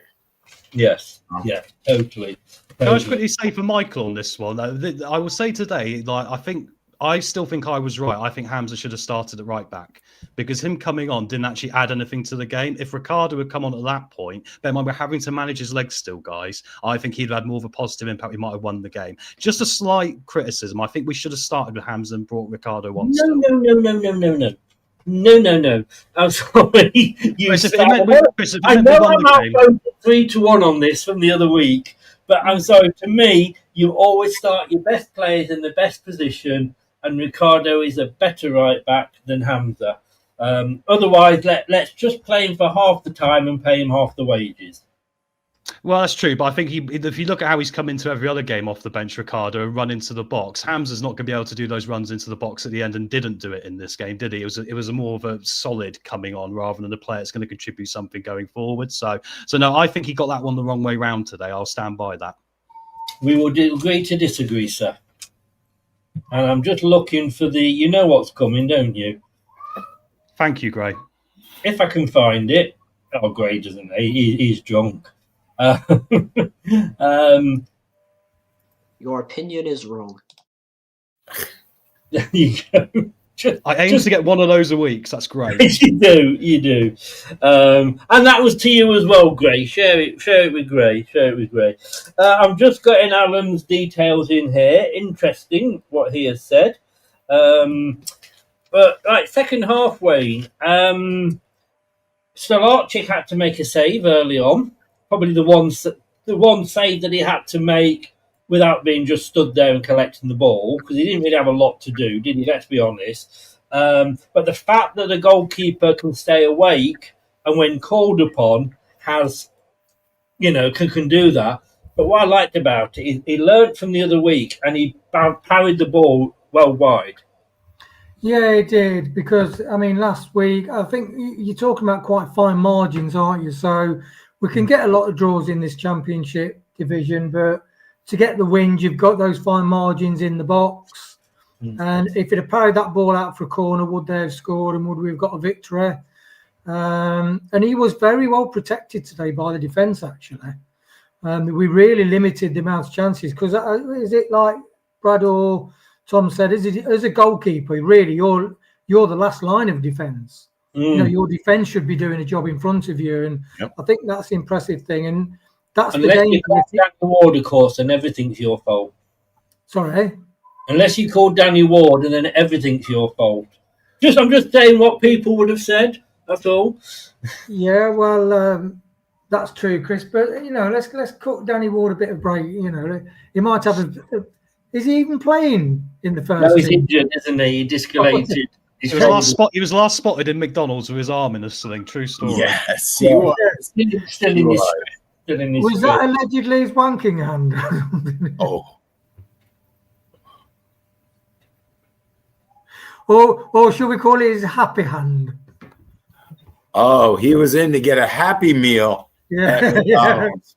We know what his Happy Meal is. Maybe that was why he was so bad at saving shots for us in goal. His hands were busy elsewhere. Yeah, he's got one job. He's got one giant hand and one smaller hand. Where's this show going? Where are you taking this show, guys? Anyway. But yes, he made a good save and he had to be alert in order to do it. Yeah, good. And he did need to do that because he, you know, you're talking with Tom and really could he have saved that deflection off Samari as well? Ice hockey keepers make some brilliant reactive saves. Brian, my brother, when we play five-a-side, top bin, he will save a top bin a few. So I think he was at fault for one or two of the goals. So he needed to make amends, and he did do when needed. I've got to say, I'm looking at Wayne here, and I'm thinking, can this show go any further down? It can. Well, I was just checking my hands, Chris, to see which one's bigger than the other. Right, Tom. Again, look, Samare, I thought he had an all right game, and he played a good ball over the top to AU, who again, like I say, is not set up to play that sort of game. We were playing some nice little passing movements, but we always, it was that final ball again. You know, it was. Good like triangle of movements, then that final ball through, whether it was bad choice or what, but would never get past one of their defenders. No, that's right. I think Samari is an interesting one to look at for this, and I think Kate actually hit the nail completely perfectly on the head here. And I'll take you back to the Charlton game where we were on the counter attack and Abdu scored that worldy goal. I said then, and everyone was going, "Well done, Samari." He was still way too slow. There was so much space in front of him to run into, and he needed to find third gear, and he could barely get out of first still. I think he was in second gear. Let's be reasonable, but he needed to be in third or fourth by then. And once again today, that is my criticism of him. He's obviously capable of doing it. And actually, if he added that little bit more of pace to his game, I don't think he'd be as predictable either. But I did say at half time, he had to be talked to by Marty to go further forward. And what happened? He started linking up well with Monga, starting to go forward. And then, like you say, that creates some good play. So that was good on Marty to get that out of him. But it is quite frustrating how I kind of feel like he'd be like that kid at school. You've got to constantly be on all the time. You know, you can't tell him once. You've got to tell him every day the same thing, which is frustrating. So I wish he'd take it on board that we want to see a little bit more of that, because otherwise there is going to be fans that will still turn on him, right? Well, your cattle prod, Tom.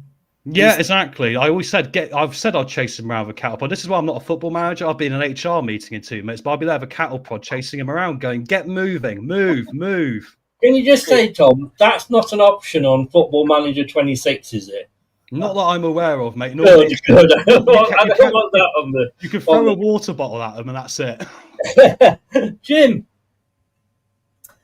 I have complained so much, believe it or not, I know it's hard to believe, about Mavididi and Fatawu as well, but probably more Mavididi, about taking a shot first time.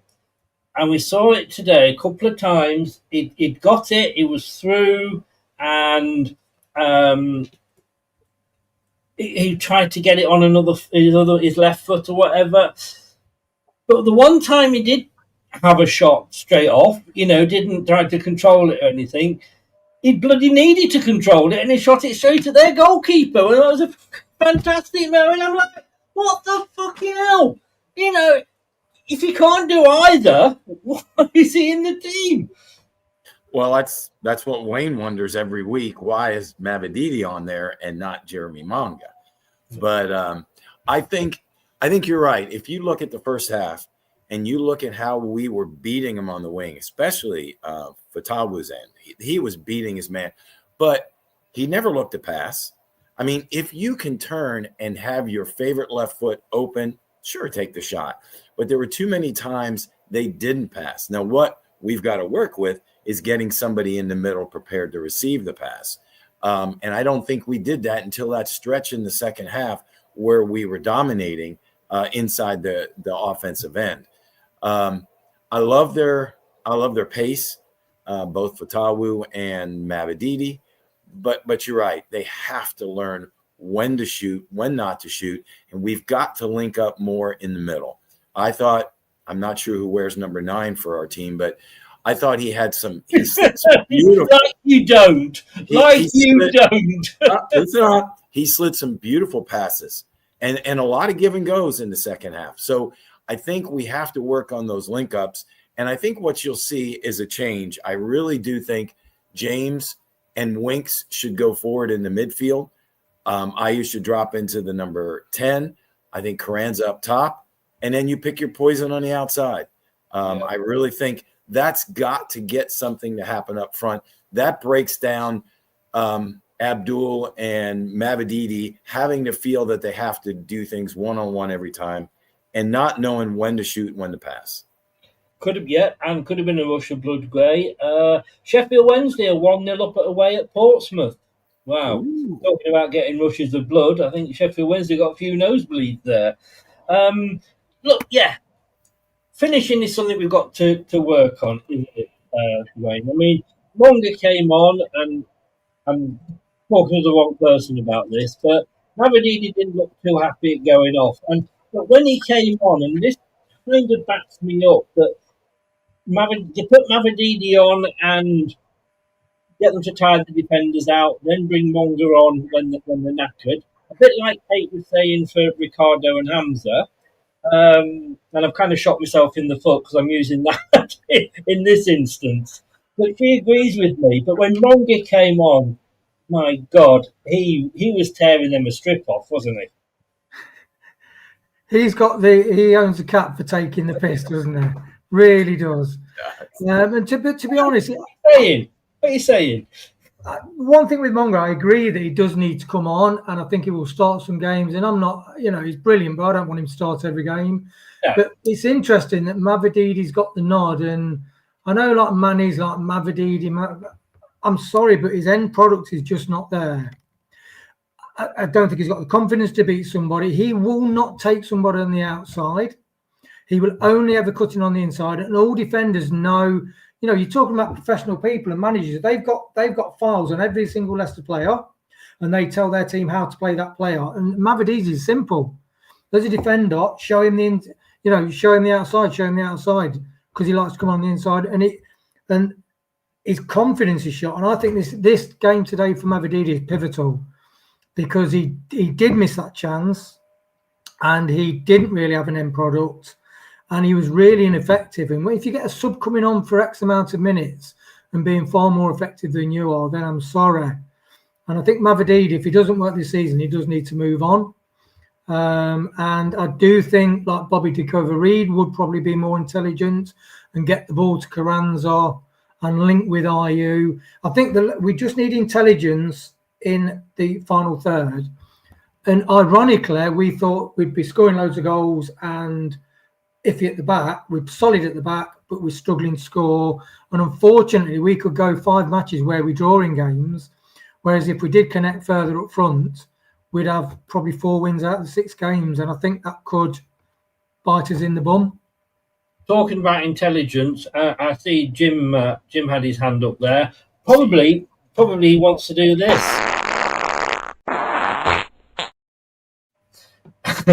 So yes, can you talk about and you talk about where this show is going and who's leading this crew into.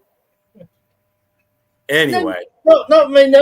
I never led Wayne into what Wayne said there. So I guess what I was thinking is, I guess hopefully there's a time when we can settle in to the same lineup so they can start playing together.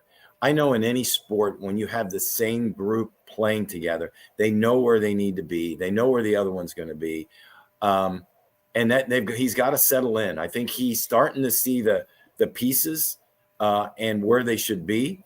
But I mean, things like that, they can coach them up. They can be playing. They know exactly where to play the ball, how they're going to play it, where they need to receive the ball. And that comes with playing together all the time. So maybe when that happens, that'll increase our offensive output. I think more than I agree 100% with what you're saying. I just think it's harder in the Championship because there are so many more games. And, once we get past the next international break, I think it's virtually, midweek weekend, and then you got Christmas. I have to say, Tom, can I just say, by the way, if anybody wanted to compare this to an NFL game, it's just half-time now. There you go. Sorry, Jim. Yeah.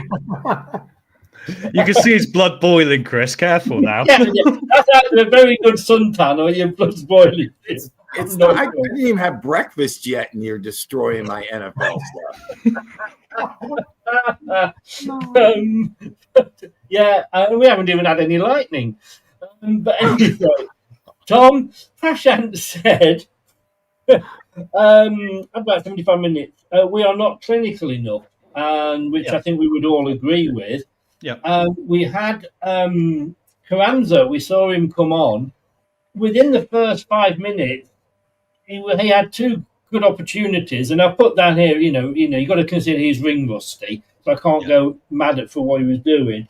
Yeah. But he got stuck in straight away. Went a bit quiet after that, but then I think Coventry came more into it towards the end. Like I say, we were all clenching our buttocks, but it showed me that he was up for the fight.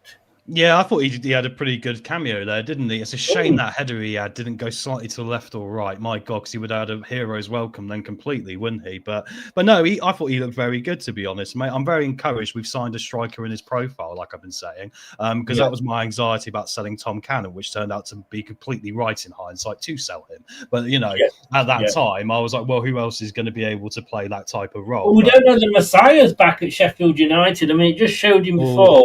Making an entrance onto the pitch on his own, and the crowd. How can I describe this? The crowd's reaction to Wilder, bit like Wayne's to Monga. I think that's the best way of summing it up. I think maybe Trump for Epstein. No, I'm joking. Too much. Sorry, I can't say that, can I? It was a joke. It was a joke. Chris, you started this by lowering the humour, so you were going to. How many times, Tom, have I told you there are certain names we do not mention? Yeah, Ricky Gervais has just popped on. He's clapping you, Tom, for actually broaching. No, I'm not arguing with the sentiment.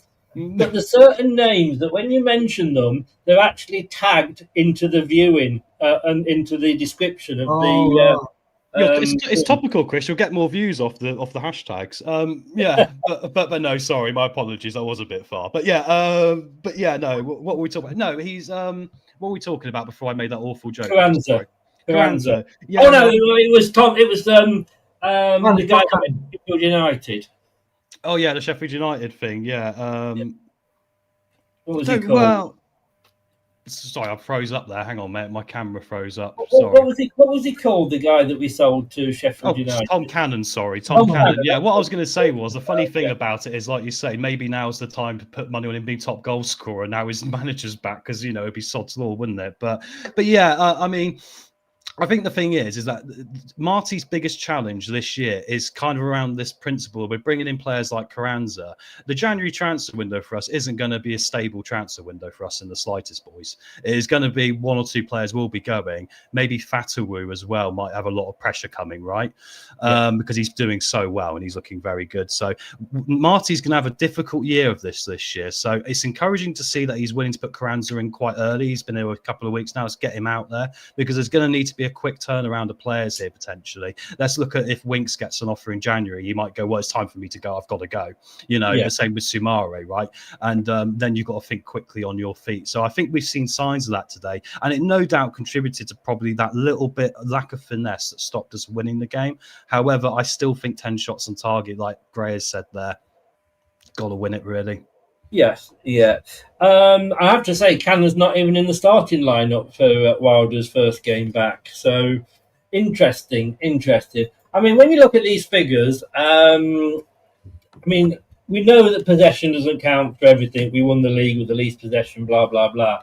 But we had as good as 59% possession there. Jim, 0.97 XG compared to Coventry's 0.4, and this is a team that scored 12 goals in 2 games, and their XG was only 0.4. 17 shots to their 11, 9 we had on target, 3 they had on target. Last season, you'd have flipped that, and we would have been Coventry stats, and I would have been going absolutely bananas. If we get to a point where we actually practice our finishing, maybe they should put the barn door up at Seagrave and we could practice shooting at it, or get a banjo out. Then we're really going to fly, aren't we? We are. And as one of the fellas said early, we expected our offense to be hot and our defense to be shaky, and it's the opposite. So I think it's another further step that Marty is taking. He's locking things down one step at a time. I love the fact that we win. I'm never going to complain if we're winning all those stats you just put out. Never. I mean, the most important stat, which we know, is the final score. But we did get a point.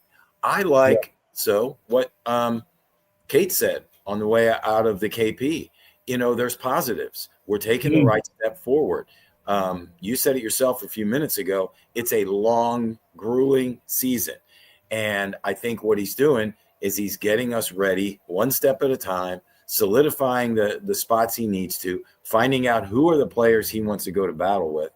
And we're going to see that. I agree early also when you said about playing from the back all the time. That drives me insane to see him playing back like that. But I think ultimately I love winning the stats, but I think the team's getting better. And as he puts the pieces together and gets them playing together, I think you're going to see us winning the stats and winning the games. Yeah, totally.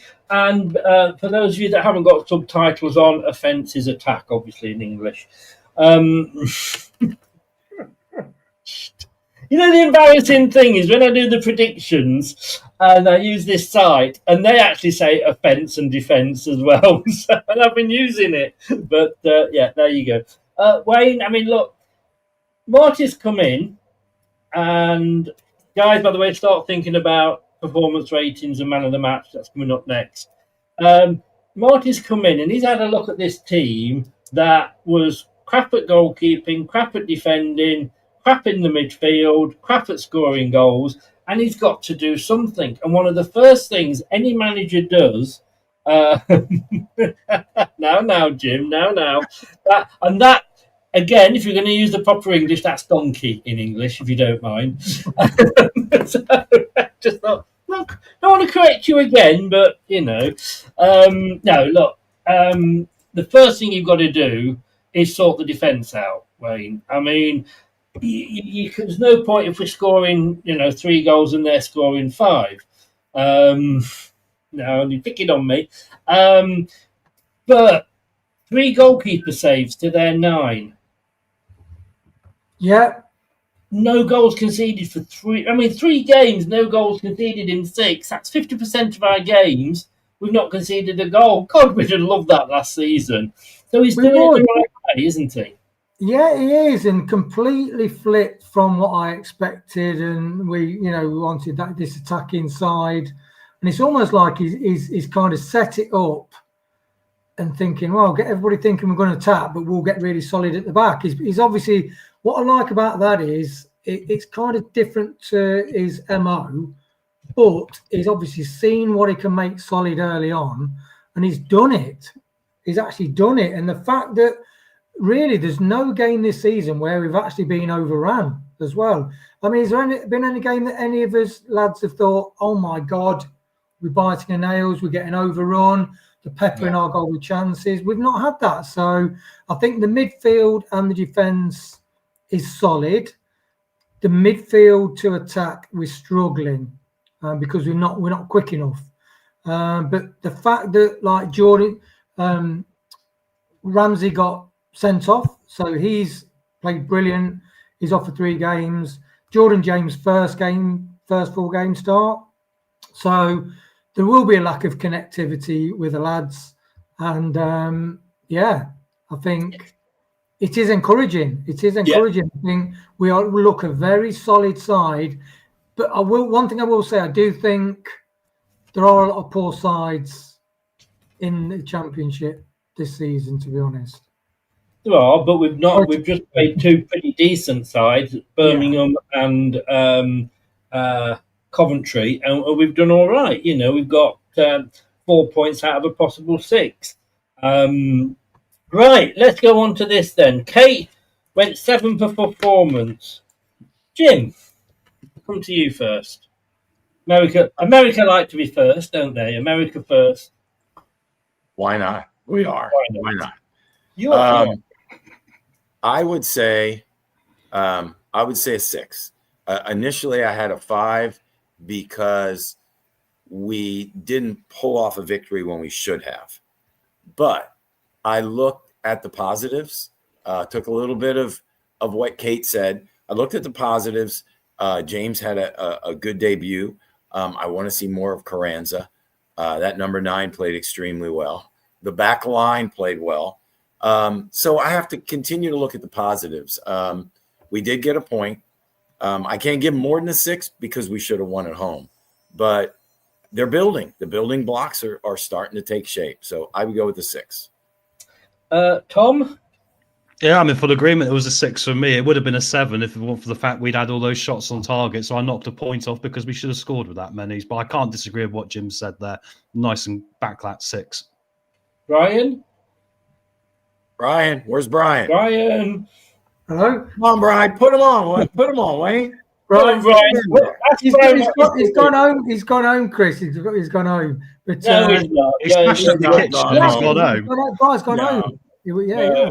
He's having steak and chips with you were saying. Yeah. No, we've had it. We made it at half time, Chris. But Brian, Brian, come on, Brian. Come on, Brian. Where are you, Brian? He's got his Flint. He's got his Flint jersey on. Yeah, that's it. Well, he gave the man of the match, but not the team rating. All right then. That's fine. Understand that. Right, your team rating then, Wayne. Well, I'm going to be really controversial here and say 6. Have we got a copying homework moment going on here? Yes, we have. Yes, we have. But that's because it's the first game where I'm thinking, it's the first game I thought we should have won that game. And as Tom said, with those stats, you don't get that many chances and you lose. And I think that's the biggest puzzle for Marty now. The biggest puzzle is how do I get the ball forward quick, and how to create better chances and finish them better. And that's the only puzzle he's got to solve. So 6, because Coventry, I know the rep of Coventry, but I thought they were quite average, to be honest, Coventry. Well, I filled mine in before we sort of said anything here. And I'm going to be really you said you were controversial with the 6. I'm going to be really controversial because I've actually gone 8. Wow. Now, Interesting. Let me explain this, because we look at each of these games as an individual, as a separate match. You know, it doesn't matter how they played last week or how they might play next week. It's how they played in this match. Get comfy, Tom. And I look at this, and we're playing a team that is on fire. You know, and I'm also looking, although it is on this match, I'm comparing this match to how we might have played with this team under a different manager.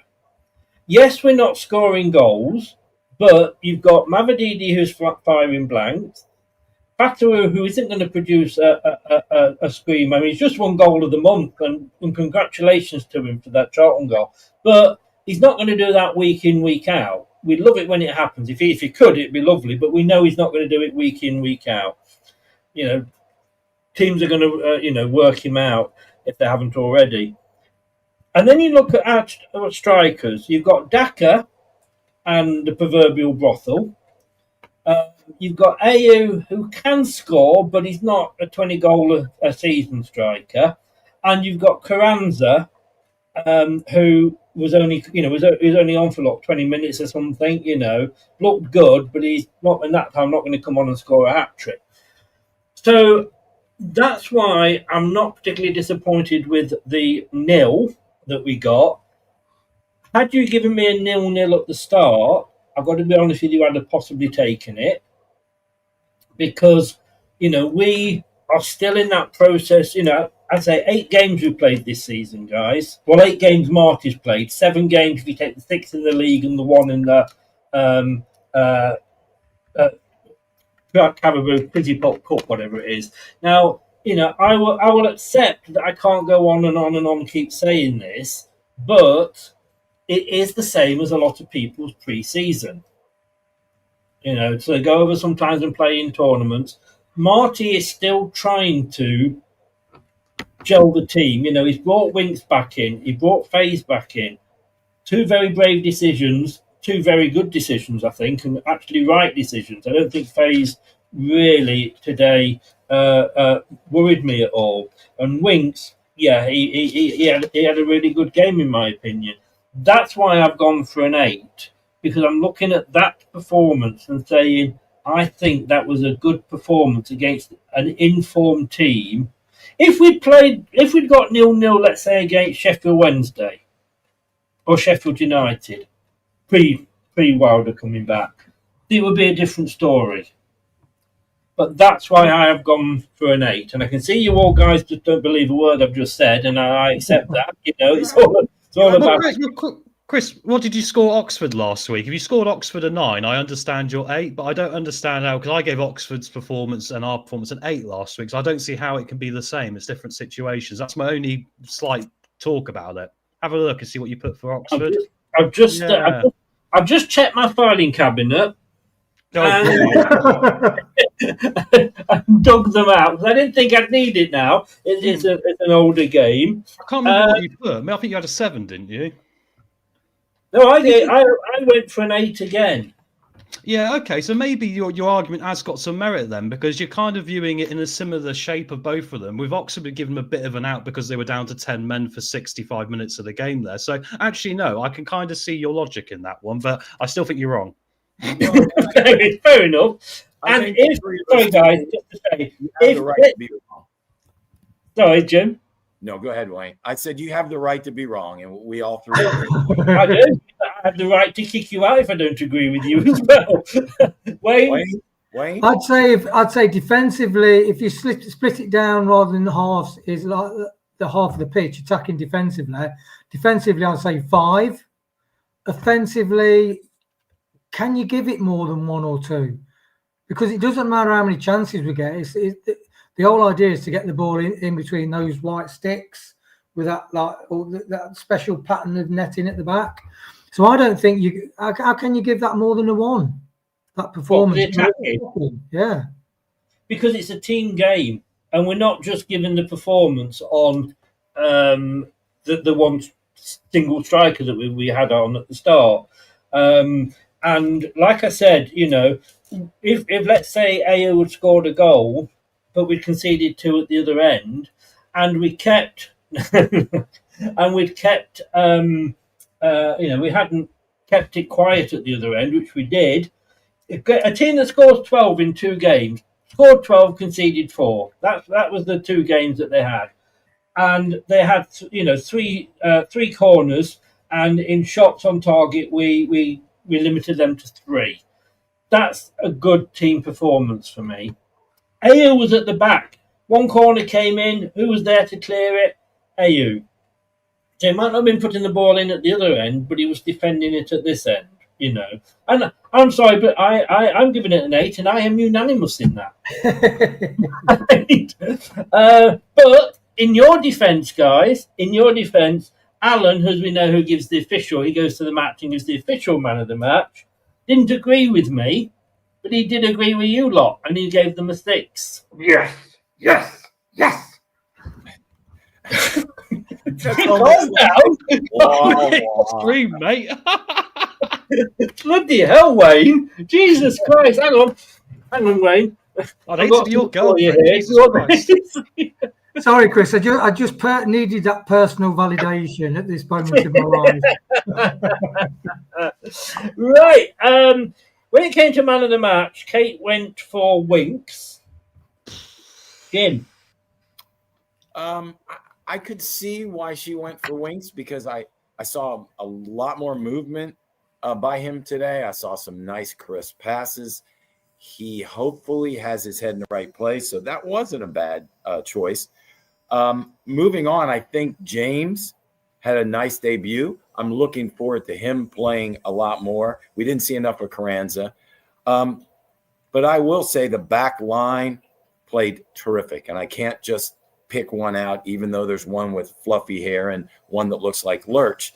I think they all played well together. So that was a positive.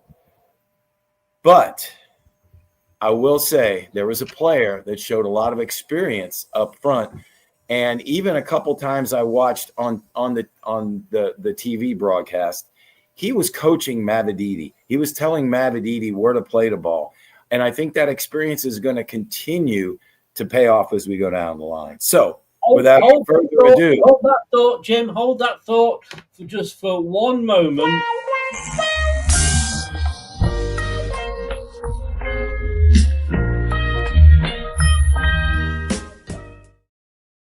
I will be very predictable and say Jordan Ayew. I just like the way he is up front. There you go. He is just up front, and he's using the experience with the younger players. And quite often, besides the long ball, which that running under it, you said, is not his forte, I think he's played well and solid everywhere else. I'm done. All we need now is for Wayne to go Monga, and we've got we're going well. Hey. Wayne, Brian, come on, Brian left it with you. Yeah, Ayew, man of the match. Of Brian, is this? I always liked Brian. Both of us, Chris. We were both saying during the match, he's so tidy with the ball. He's super competitive. I mean, he's 34 years old. And he is taking on players. He's a spring chicken, let me tell you. That's like a Vardy-esque sort of. I mean, he shouldn't be that quick. He shouldn't be that nimble. He shouldn't be that competitive. And he shouldn't take on players with more aggression than Mavididi, for instance. And he does everything. And the only thing, as Jim said, you can't play the ball over the top to him, but every other element of his game, even in the last game, he got 3 shots off and scored a goal. He's just unbelievable. It's so nice that I raved about Ayew last season because for $5 million, he got us 5 goals, more than paid for himself. His attitude, which Tom said has been lacking, I just love his attitude. Yep. I've got to say that I've done a complete 180 on Ayew from when we signed him. What the hell are we doing signing this old git for? To actually, he's proved, the experience. Sometimes there's a very thin line between old and experience, and I think he falls very much on the experience side. I was not blaming Ayew for not being able to run and get those balls. Oh, I know. It was just that that's not his game, and like I say, he isn't fast. But right. so what? Let's not play that. Tom, your man of the match. You need to get your wig in your lap, Chris. Woot phase. Yeah, I'm gonna. Guys. I can't give it to a forward player. I can't give it to a winger. I can't give it to the central midfielders because we didn't score a goal. And I looked around elsewhere and I went, who is the person today that I think? Because a lot of them were out the same. Let's be frank. I think there's 3 or 4 you could say that were a 6 or a 7 today, and Woot phase was one of them. I think he was very composed. I think there was times he picked his moments to get past Winks and Sumari and get shots away and take, and push the game forward. He crunched in tackles. His first tackle in that first half, where he got away without getting a yellow card, was a tactical bit of genius we needed at that moment, otherwise Coventry could have got in. So I'm going to give one to Woot phase today. I think, bear in mind, he was coming in for his first start of the season. Good performance. I hope that phase enjoys it. Yeah, 100%. 100%. And the crowd loved him, Chris. They were cheering for him a lot, weren't they? And going, woo. So I missed that, yeah. Can I just say, does anybody think my pubic hair needs cutting? I'm wondering. On that, it's not as bad as what he said, or you said either. So you've gone for phase. I thought he had a decent game. His head looked in the right place this week, and obviously that's why him and Winks was bad. I was struggling between 2, but the one that I've gone with might be a surprise. I thought Winks had a very good game. He was getting involved. He was passing the ball around. He was having shots. He was dictating that midfield. I think if you put Winks and James together, you've got a potent centre defender, defensive midfielders there. However, I've not gone for Winks. Again, I'd written this down as well first. And are you ready, Tom? Oh, hello, Bev. Hello, Bev. Hello there. Was a Brucey bonus, wasn't it? Bonus. I have gone, don't get too excited here, but I've gone for Jordan Ayew as well. Because I can't, I think, did I not go for Ayew last week as well? I think you did. I'll just get back into the filing cabinet.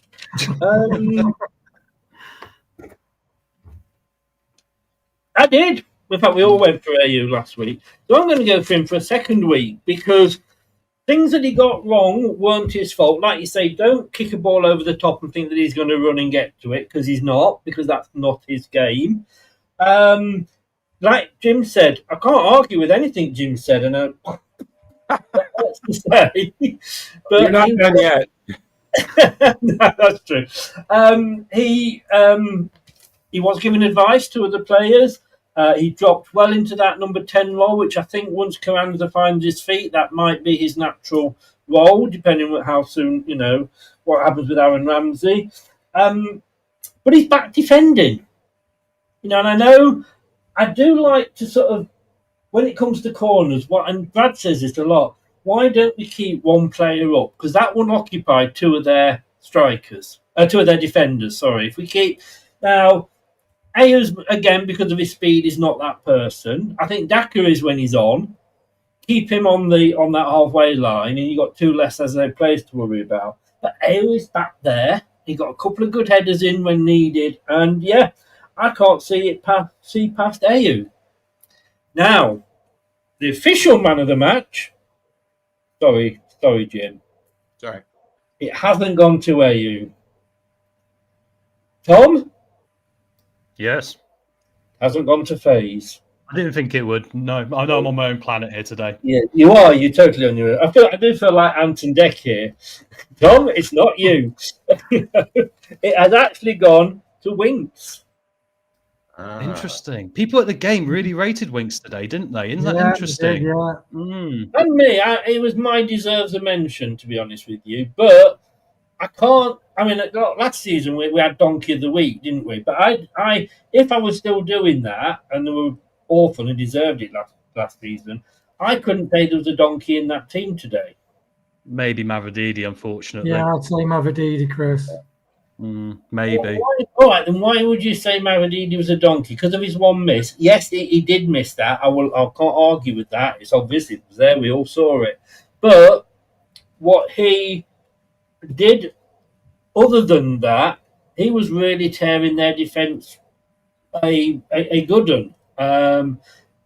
And I think he warmed people up for Monga coming on, because he warmed it up. You then got Monga coming on, who knows no fear. I mean, some of the things Monga was doing, I felt like Wayne. I was dribbling. I was drooling over some of the things he was doing. He made three of them look like a bunch of idiots, didn't he? He had three of them on him, and he just went around them. Yeah. And at one point, I thought he got his back to the goal. He got defenders around him. I thought he's going to play it back to, I don't know who it was near him. No!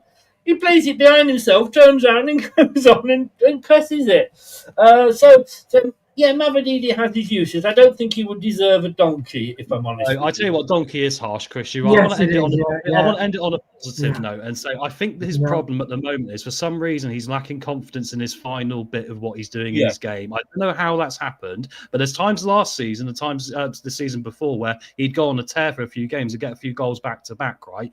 I just hope this week he can get himself back in the right headspace where he's going to make a better decision at the end, because that's all he needs to do. And then I think he'll be a big part of this. But I was disappointed today because that was a big opportunity. There's a couple of them.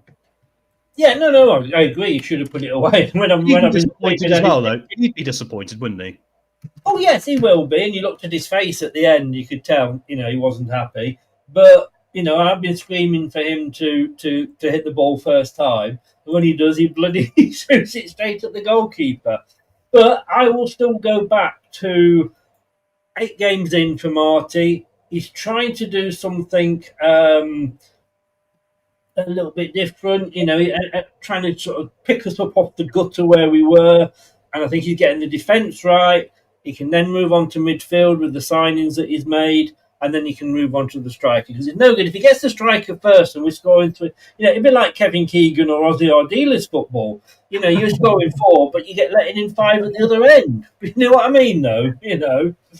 But wise words, Chris. Wise words, definitely. I like to think so. Jim, I want a word with you after, so don't go away. Yeah, naughty man. But indeed. You got your 3 things that you noted today. And I had forgotten this week, in fairness. I'm going to say I had forgotten. Your 3 things that you've learned from today. First of all, we talked about it all post-match. It was an exciting game. Really was thrilling. And for those who really enjoy the beautiful game, a 0-0 game can be exciting. And it was. It was also stressful down near the end.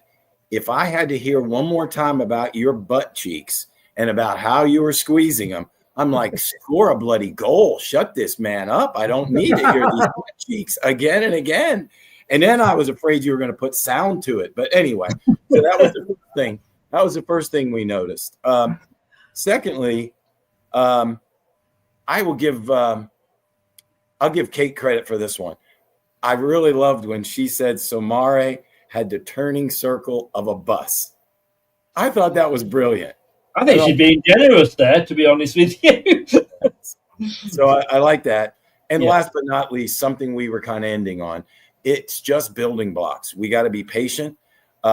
We just talked about in the post-match, we really didn't have a donkey, and I think that's because Marty's building. He's building something, and we just got to be patient with it.